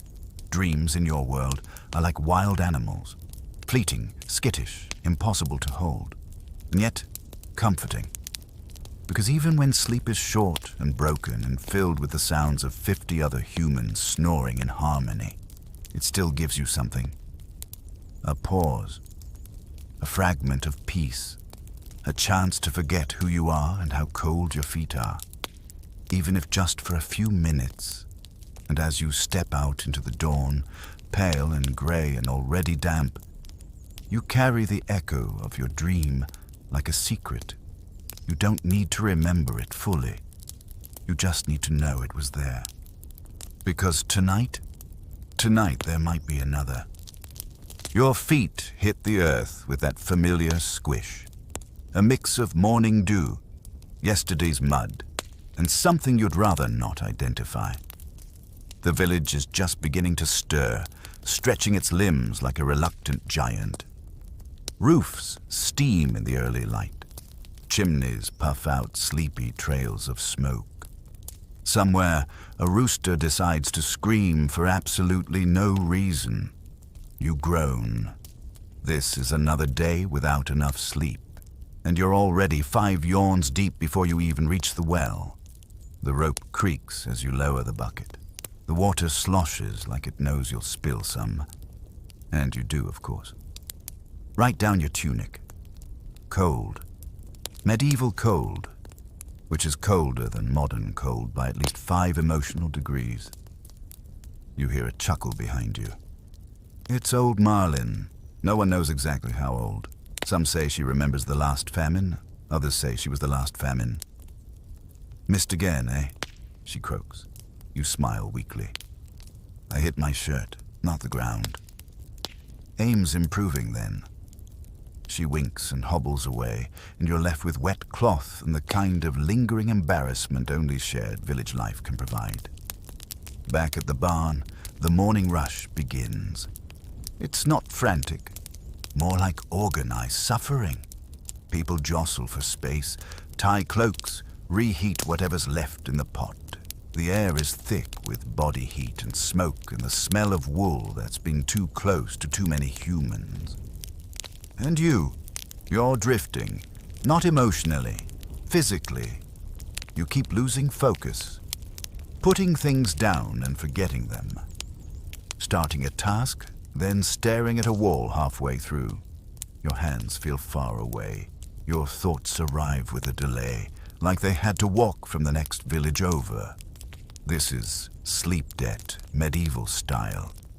In modern times, you'd call it burnout or exhaustion, or maybe just a reason to take a day off. But here, there's no such luxury. Your only day off is when you're too sick to stand. And even then, someone hands you a broom while you're vomiting. You rub your eyes, they burn. Not from tears, just being open too long. There's a fog in your head that food doesn't fix. Movement doesn't shake. It just hangs there. Heavy. Software permanent. And yet, everyone around you is the same. You watch your father miss the same nail 3 times while mending a fence. Your cousin feeds the chickens, then forgets and tries to feed them again 5 minutes later. Even the dog walks into a bucket and pretends it didn't happen. This isn't just tiredness. This is the poor person's version of jet lag, without the plane, or the trip, or anything resembling vacation. Some historians speculate that sleep deprivation wasn't just common in medieval times. It was chronic. That poor folk like you lived in a constant state of partial wakefulness, like candles burning low, never quite snuffed out, never fully bright. Others debate that idea. They say the poor adapted, slept in chunks, stole naps when they could, slept deeper, even in shorter bursts, because their bodies demanded it. You'd like to believe that. But right now, your brain feels like bread dough that someone forgot to bake. So you find a trick. You sing, quietly. A lullaby almost. One your mother used to hum while scrubbing pots. You don't remember all the words, but the tune is there. Soft, repetitive, slightly off-key. It anchors you. Your sister hears and joins in. Her voice is softer, warmer. You harmonize in the loose, clumsy way of people who've never been taught music, just remembered it. It helps. A little. The work continues. The day crawls forward. And somewhere in the haze of fatigue, something shifts. You realize you're not just surviving the tiredness. You're living inside it, like it's a second skin, not comfortable, but familiar. You'll make it through this day, because you've made it through all the others.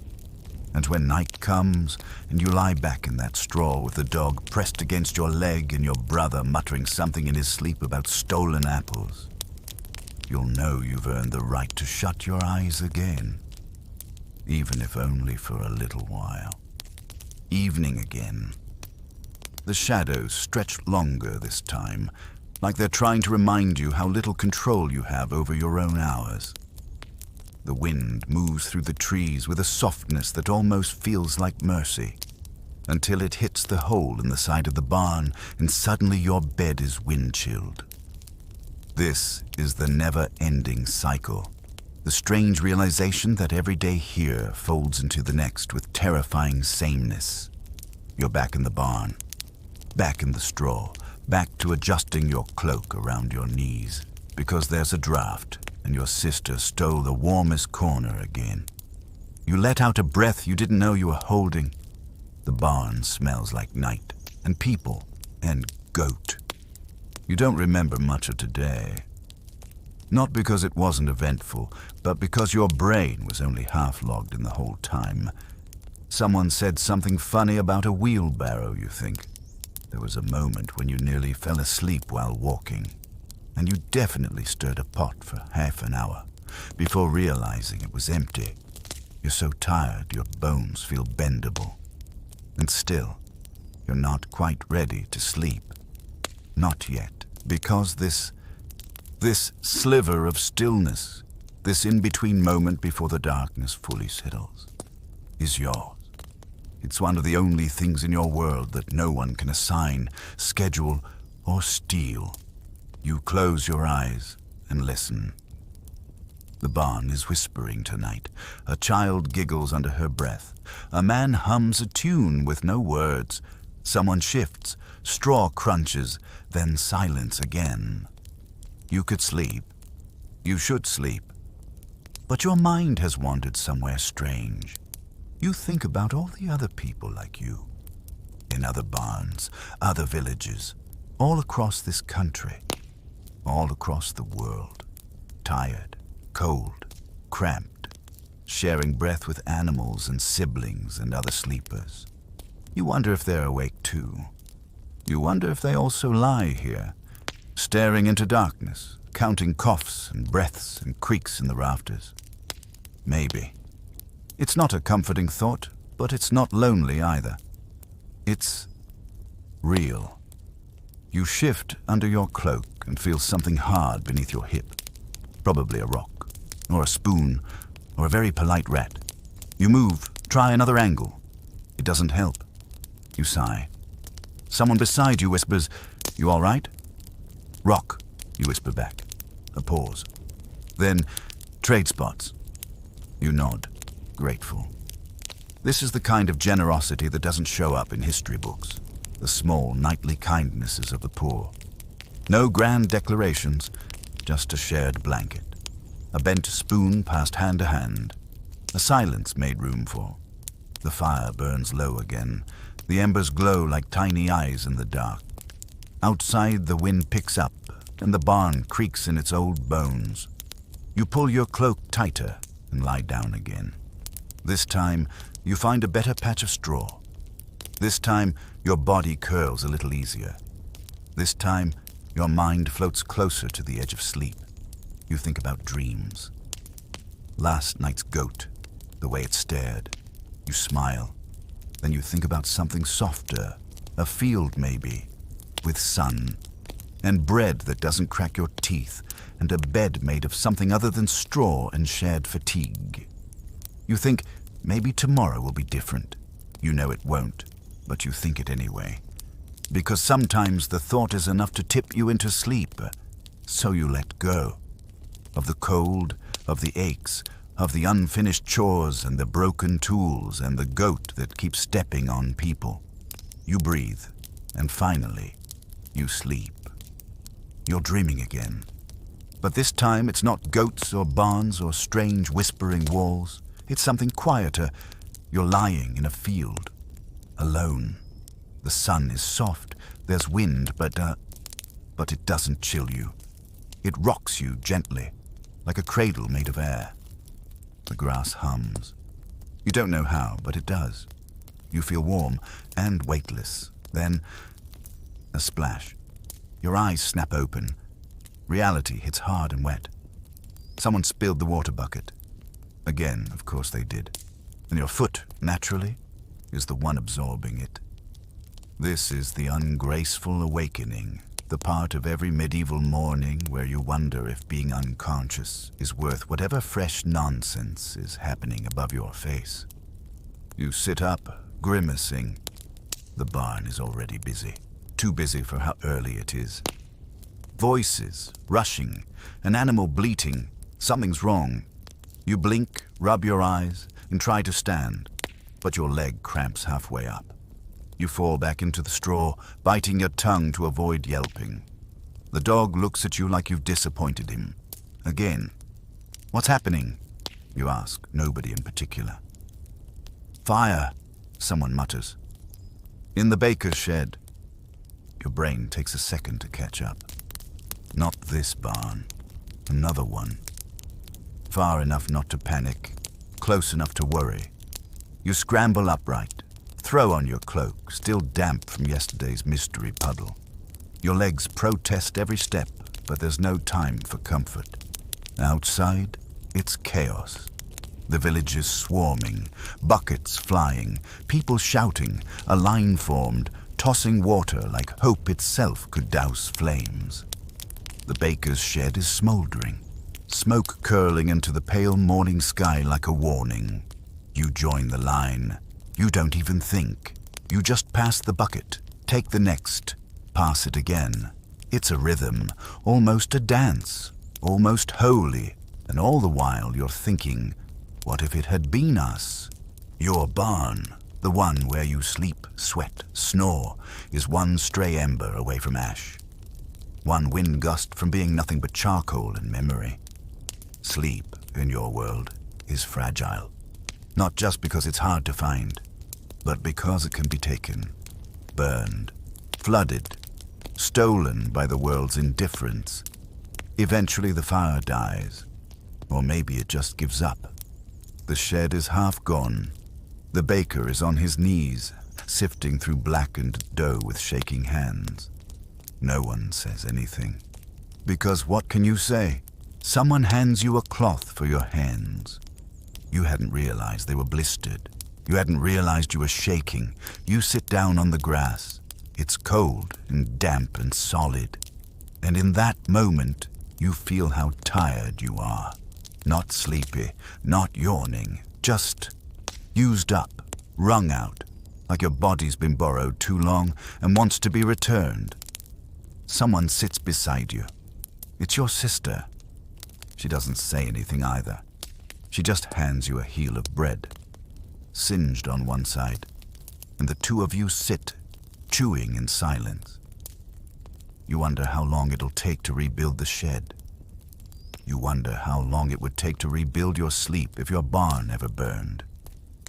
Some historians suggest that community disasters like fires or floods disrupted sleep for weeks. That poor families like yours shared even tighter quarters in the aftermath, sometimes doubling up with neighbors or sleeping outside altogether. Others say the poor just kept going. That survival dulled trauma. That hardship was so common it barely registered anymore. But you know better.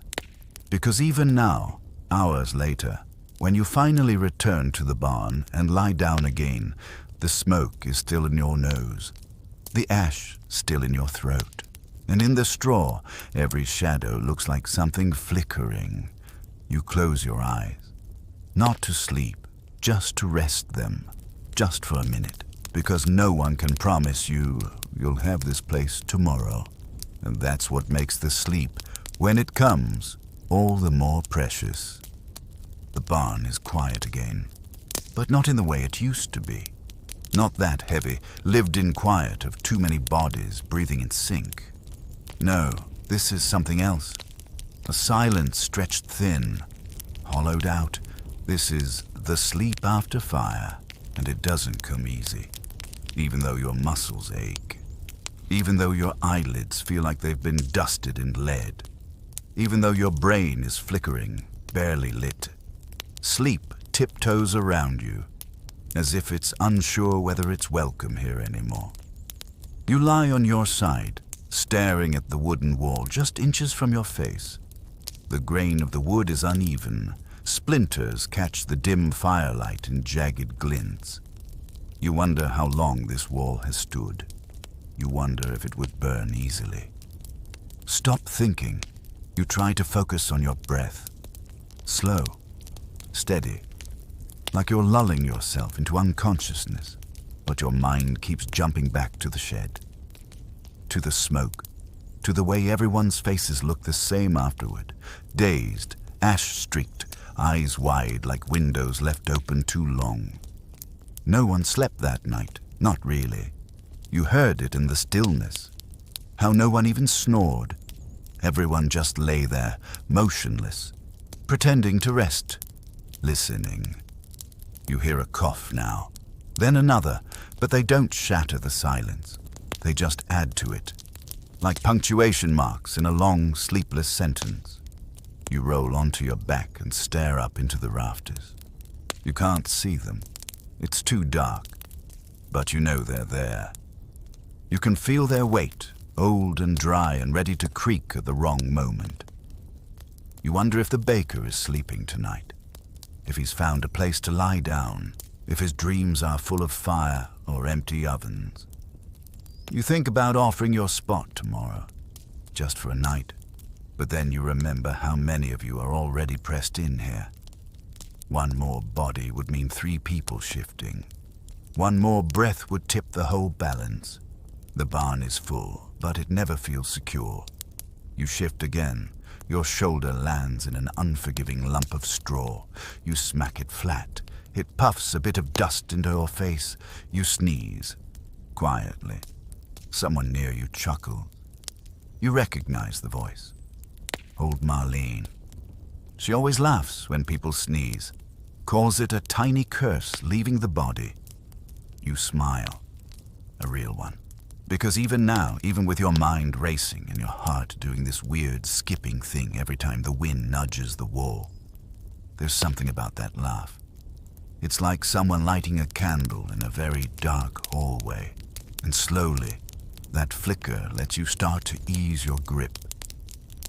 You remember something from when you were small. Your mother saying, "We always rebuild." Sleep gives us the strength to do it. At the time, you thought it was about houses. Now, you realize she meant us. Sleep isn't just rest, it's repair. It's where your fear can quiet, where your breath finds rhythm, where your mind, for just a few hours, forgets what it's been carrying all day. Even now, after the fire, after the ash, after the long day of hauling water and rebuilding walls and swallowing worry like dry bread. Even now, the barn hums with that old rhythm. Someone sighs. Someone shifts. A few snores return. Not loud, not confident, but they're back. And that gives you permission to let go. You turn to your side again. Pull your cloak higher. This time you don't try to force sleep. You let it arrive. Like a guest you don't want to spook. And slowly, gently, it does. You fall asleep not because you're comfortable, not because you're safe, but because your body has to. Because tomorrow is another day, and tonight, this moment, is all you have. You wake to the sound of breathing, not your own, others. Dozens of people exhaling in quiet harmony. It's a sound you've grown so used to. It usually fades into the background, like wind through trees or chickens squabbling in the distance. But today, you hear it, because it's different, slower, calmer. This is the morning of resilience, and something has shifted, not in the world, but in you. Your eyes open, grey light filters through the cracks in the barn walls. It paints the room in soft lines and dull gold. Someone has already rekindled the fire. You can smell it, wood smoke and peat and the faint trace of burning cloth. Probably someone's sock. You stretch, and this time it doesn't hurt quite so much. Your shoulders click, your knees grumble, but your spine doesn't protest the way it did yesterday. More than that, your mind feels clearer. You actually slept. Not a full night, not a luxurious goose feather pillow kind of sleep. But enough. Enough to make the world seem a little less like punishment. You sit up slowly. Your sister is still curled beside you, hugging a bundle of rags like it's treasure. The dog has claimed a warm corner and looks at you with a single, disinterested eye. And your mother is already at the pot, stirring what smells like oats and something unidentifiable but edible. You rise, gather your cloak, and head outside. The air is cold, early spring kind of cold. Crisp, not cruel. It bites but doesn't wound. You walk to the well and splash your face with water that feels like it came from a distant glacier. It jolts your thoughts into alignment. And you notice the village sounds different too. There's still work to be done, voices shouting, tools clanging. But beneath all of that, there's something softer. A thread of laughter, the rhythm of feet moving with purpose, not just repetition. Because the shed has started to rise again, you see it. The new frame, already half standing, patched together with a mix of salvaged boards and fresh-cut timber. People hammer and carry and lift together. No one's being paid. No one asked. It's just what you do. Because sleep isn't the only thing that helps you recover. It's community. And community is built on gestures, not grand speeches. You pick up a plank and help hold it while the butcher's son drives in a nail with a rock. He grins at you. You grin back. Then he sneezes directly into his own sleeve and says, "Still alive." "Barely," you reply, and both of you laugh. You work until your arms ache. Again. Until your legs wobble. Again. But you don't feel empty this time. You feel anchored. Like the exhaustion isn't something you suffer, but something you share. Back in the barn that night, your cloak is folded under your head. Someone's added extra straw to your corner. The fire burns steadier. You lie down with sore arms, dirty feet, and a belly half full of something oat adjacent. And still, you smile. Because sleep tonight won't be a battle. It will be a reward. And for once, your mind is already quiet. No dream goats, no fire, just warmth, and the rhythmic sound of shared breathing, like waves on a dark, straw-lined sea. And just before you drift off, you hear your sister mumble in her sleep, "We fixed it." All of us. You don't answer, but inside you agree. Tonight, sleep takes its time. Not because you're resisting it, far from it. You're ready. Your body's done everything it's supposed to. You've eaten, you've worked, you've mended the corner of your sleeping cloak where it tore near the hem. But sleep, like a cat with its own agenda, circles a few times before settling. This is the strange comfort of familiar hardship, and you've finally noticed something. Discomfort doesn't scare you the way it used to. The scratchy straw, the lumpy ground, the creaking of beams, the muttered snores and midnight coughs. They've become part of your lullaby, like home. You lie there, arms crossed loosely over your chest, staring at the ceiling. Or rather, the idea of the ceiling, you can't see it. Just a stretch of black above you, dotted with imagined cobwebs and maybe a mouse or two arguing about ownership rights. Your brother turns over and steals half the blanket. You let him. It's not worth the effort of a tug of war. You're not warm, but you're not cold either. Just that in-between temperature where survival doesn't feel noble. It just feels regular. You can hear someone near the fire, whittling quietly. Probably old Marlene. She sleeps when she wants and sharpens things when she doesn't. There's a rhythm to the blade. Scrape, scrape, pause. Scrape, scrape, pause. Like a heartbeat made of wood and steel. You listen. It's oddly calming. And slowly, softly, your mind slips sideways. You think of the road that runs beyond the village. You've never walked the whole of it, but you know it stretches far.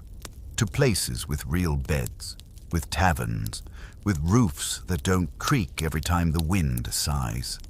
You wonder, do the rich sleep better? Not just longer, not just softer, but deeper. Do their dreams come dressed in silk and silence? Do they ever wake up with their arms still numb from sleeping on one another because there wasn't room? Do they ever huddle three to a blanket and laugh because the fire's too low and someone farted during prayers? Probably not. But then again, maybe they don't know what it's like to fall asleep knowing you've done something that mattered. Sure, it was just helping rebuild a shed. But it was your hands, your strength, your blistered, soot-smudged palms. And tonight, when you close your eyes, you're not just tired, you're earned tired. That's a different kind, a heavier kind, yes, but also softer, because you don't need dreams to escape. You need them to float, just a little, before diving back into this life you've now made your own. Your sister murmurs something in her sleep. You can't make out the words, but the tone is light. Content. Maybe she's dreaming of the bread cart that passed through last summer. The one with honey crusts and the smiling boy who gave you a slice for free. You hope so. You let out a slow breath and let yourself drift. It's not perfect. You're still sore. You'll wake up with at least 1 foot cold and your cloak twisted around your neck like an angry scarf. But for now, you're still. And sleep arrives. Not as rescue, but as a familiar friend who doesn't knock anymore. Just lets itself in. You wake before the sun. That should feel cruel, but it doesn't. It feels normal. Like your body has synced itself to a rhythm that doesn't care what clocks say, only what the birds say. And the birds, apparently, are very chatty this morning. You sit up. No one else is awake yet. Not really. A few bodies shift under cloaks. One of the younger children murmurs in her sleep, trying to kick an imaginary blanket back over her feet. Someone else lets out a long sigh that could either be sleep or despair. This is the quietest hour, and it belongs entirely to you. You pull your cloak tighter and slip outside, careful not to step on the dog again. The door creaks. Always. It's a creak that says, yes, I'm aware I'm waking the entire barn. No, I don't care. The sky is that soft, hazy gray. Not quite light, not quite dark. A space between things, like twilight's shy cousin. You walk down to the edge of the field. The air smells like damp soil and ash, and that faint sweetness of something blooming in the hedges. It's the kind of air that reminds you you're alive. Barefoot, you stretch your toes into the dew-wet grass. You should be tired. You should feel wrecked, really. But you don't. You feel steady. Not well rested. That's too generous, but intact. And that's rare enough to celebrate. You close your eyes. You breathe. You let the cool wrap around your shoulders and the silence fill the cracks inside you. And for one perfect moment, there's no aching hunger, no straw poking your spine, no snores or shouting or chores waiting for your hands. There's just this moment, this pause. And then from behind you, the barn stirs.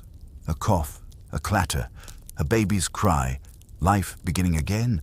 You smile, because it's always like this, every day the same, and yet every day a little different. Back inside, people stretch and grumble. Someone's trying to get the fire going again and probably failing.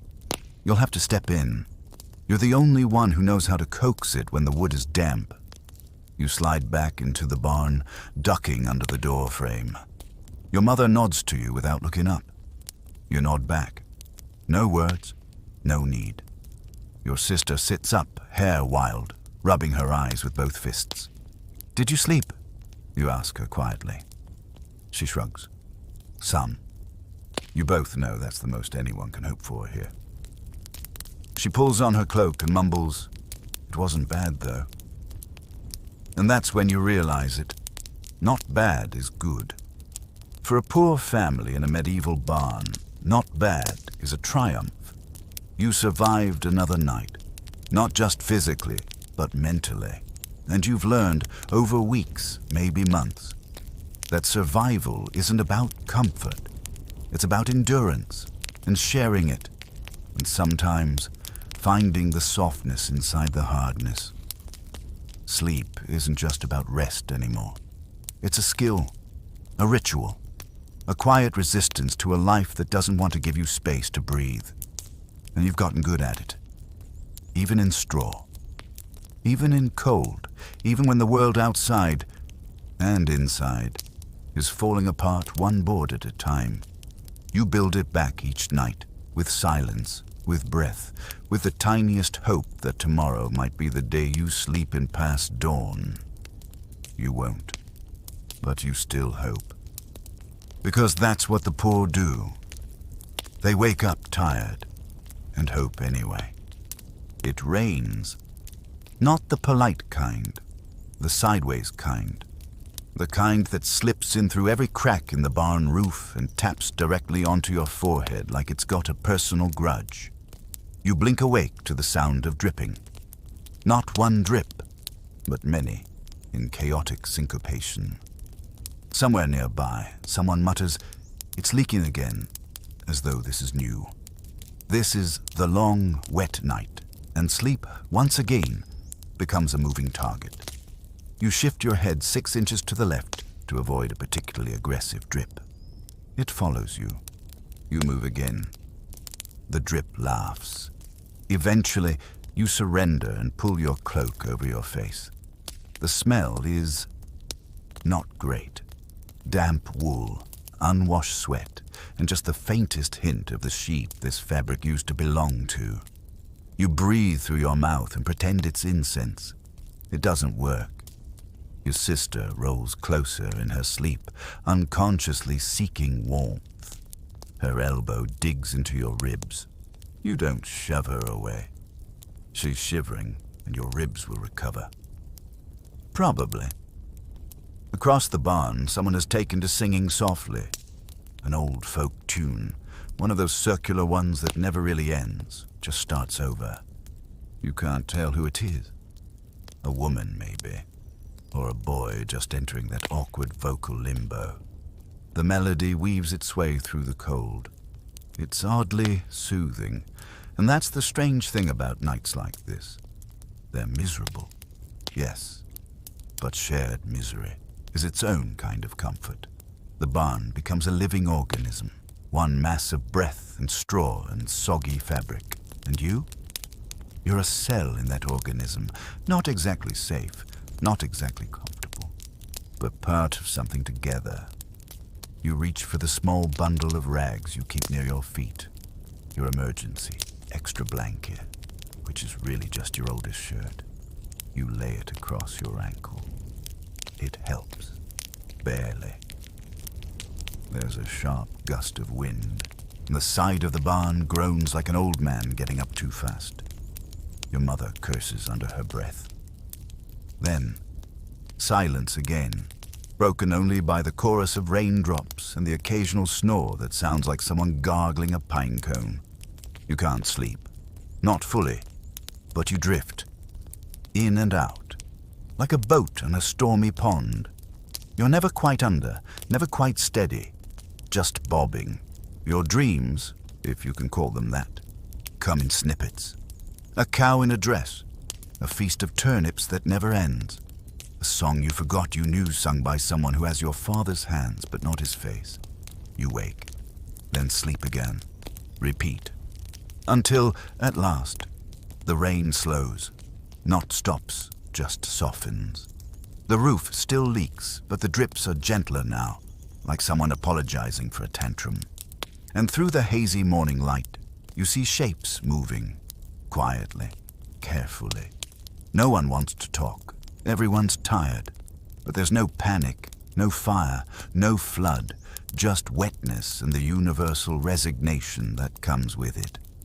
Your feet are cold, your back is stiff, your hair smells like goat, and your mouth tastes like you chewed on a burlap sack in your sleep. But you're okay. You survive the long, wet night. You swing your legs over the straw and stand slowly, stretching like a creaky door hinge. And in that small act, the standing, the stretching, you feel something strange. Pride. Not loud, not grand. Just quiet pride that you've learned to live like this. That even in cold and damp and the incessant dripping of medieval ceilings, you've found your rhythm. You glance around. Your sister is still asleep, wrapped in a shape that resembles a sleeping duck. Your mother is by the fire, rubbing her hands together like she's starting a spell. You smile, because tonight, when the barn is still, and the wind has tired itself out, and the rain is no longer trying to colonize your sleeping space, you'll lie down again, and you'll sleep. Not because it's easy, but because you've earned it. Again. The barn is still like a held breath, still like the moments just after something important happens. And no one's sure whether to speak or let silence finish the thought. You lie there, eyes half open, cloaked in straw and dusk and a kind of exhaustion that feels complete. This is the final sleep, not of death, but of survival's strange peace. The kind you only feel when you know, truly know, that you've made it through. Not just this day, not just this week, but enough. The fire is low but steady. The wind has calmed. Even the roof, in its ongoing feud with gravity, seems to have declared a truce. For now. Your sister is asleep beside you, her breath a slow rhythm you can match without thinking. Across the barn, the usual symphony of snores has settled into a softer, slower hum. The barn itself hums with it, a living lullaby. You roll onto your back. Your cloak falls away from your shoulder, and you don't pull it back up. It's not warm exactly, but it's not cold either. Your body has long since stopped waiting for comfort. It's become something else. Something that takes what it's given and folds around it, making do, making peace. You think about the first night you slept here. You remember the ache, the disbelief that humans could sleep like this, in piles, in drafts, among splinters and dust and animals and each other. You remember wondering how anyone survived it, and now, here you are, one among many. A breath among breaths, a heartbeat in the shared chest of the poor. Some historians say peasants rarely knew what it meant to be truly rested. That sleep was something done in snatches, in fits, in stolen moments between obligation and accident. Others argue that despite the cold, the discomfort, the lack of privacy, people did rest. Because they had to. Because their lives were shaped not by luxury, but by rhythm. And sleep, no matter how fragile, was part of that rhythm. You think of both theories, and then you stop thinking, because you've realized there is no right way to sleep. There is only this way, your way, among the hay and the half-muttered dreams, among the coughing children and the crackling fire, among the shared warmth, the unspoken kindnesses, the broken boards patched with string and hope. Tomorrow your back will ache. You'll wake before dawn to fetch water that tastes like metal and moss. You'll trip over someone's foot. You'll tear your cloak on a splinter. You'll burn your tongue on soup that isn't hot, but tries to be. And you'll sleep again. Not because you're rested, but because you must. Because each night you return here, to the barn, to your place, to this fragile fortress of breath and bone and barely holding together hope. You close your eyes, even when there's no silence, even when there's no softness, even when it feels like your body might dissolve from tiredness. You sleep. And tonight, you do it with peace. Because you've learned something vital. Sleep is not where you escape the world. It's where you rejoin it. Quieter, softer, slower. You listen. The fire pops once, like punctuation. Your breath slows, your thoughts wander, drift, dissolve, and sleep takes you. Gently, completely. Like the barn is holding you in its crooked wooden arms and saying, "You're safe for now. Rest, little one." And you do. You rest, you dream, you disappear into the hush. The barn fades from view. The firelight dims. Even the breathing slows, stretched across time and memory.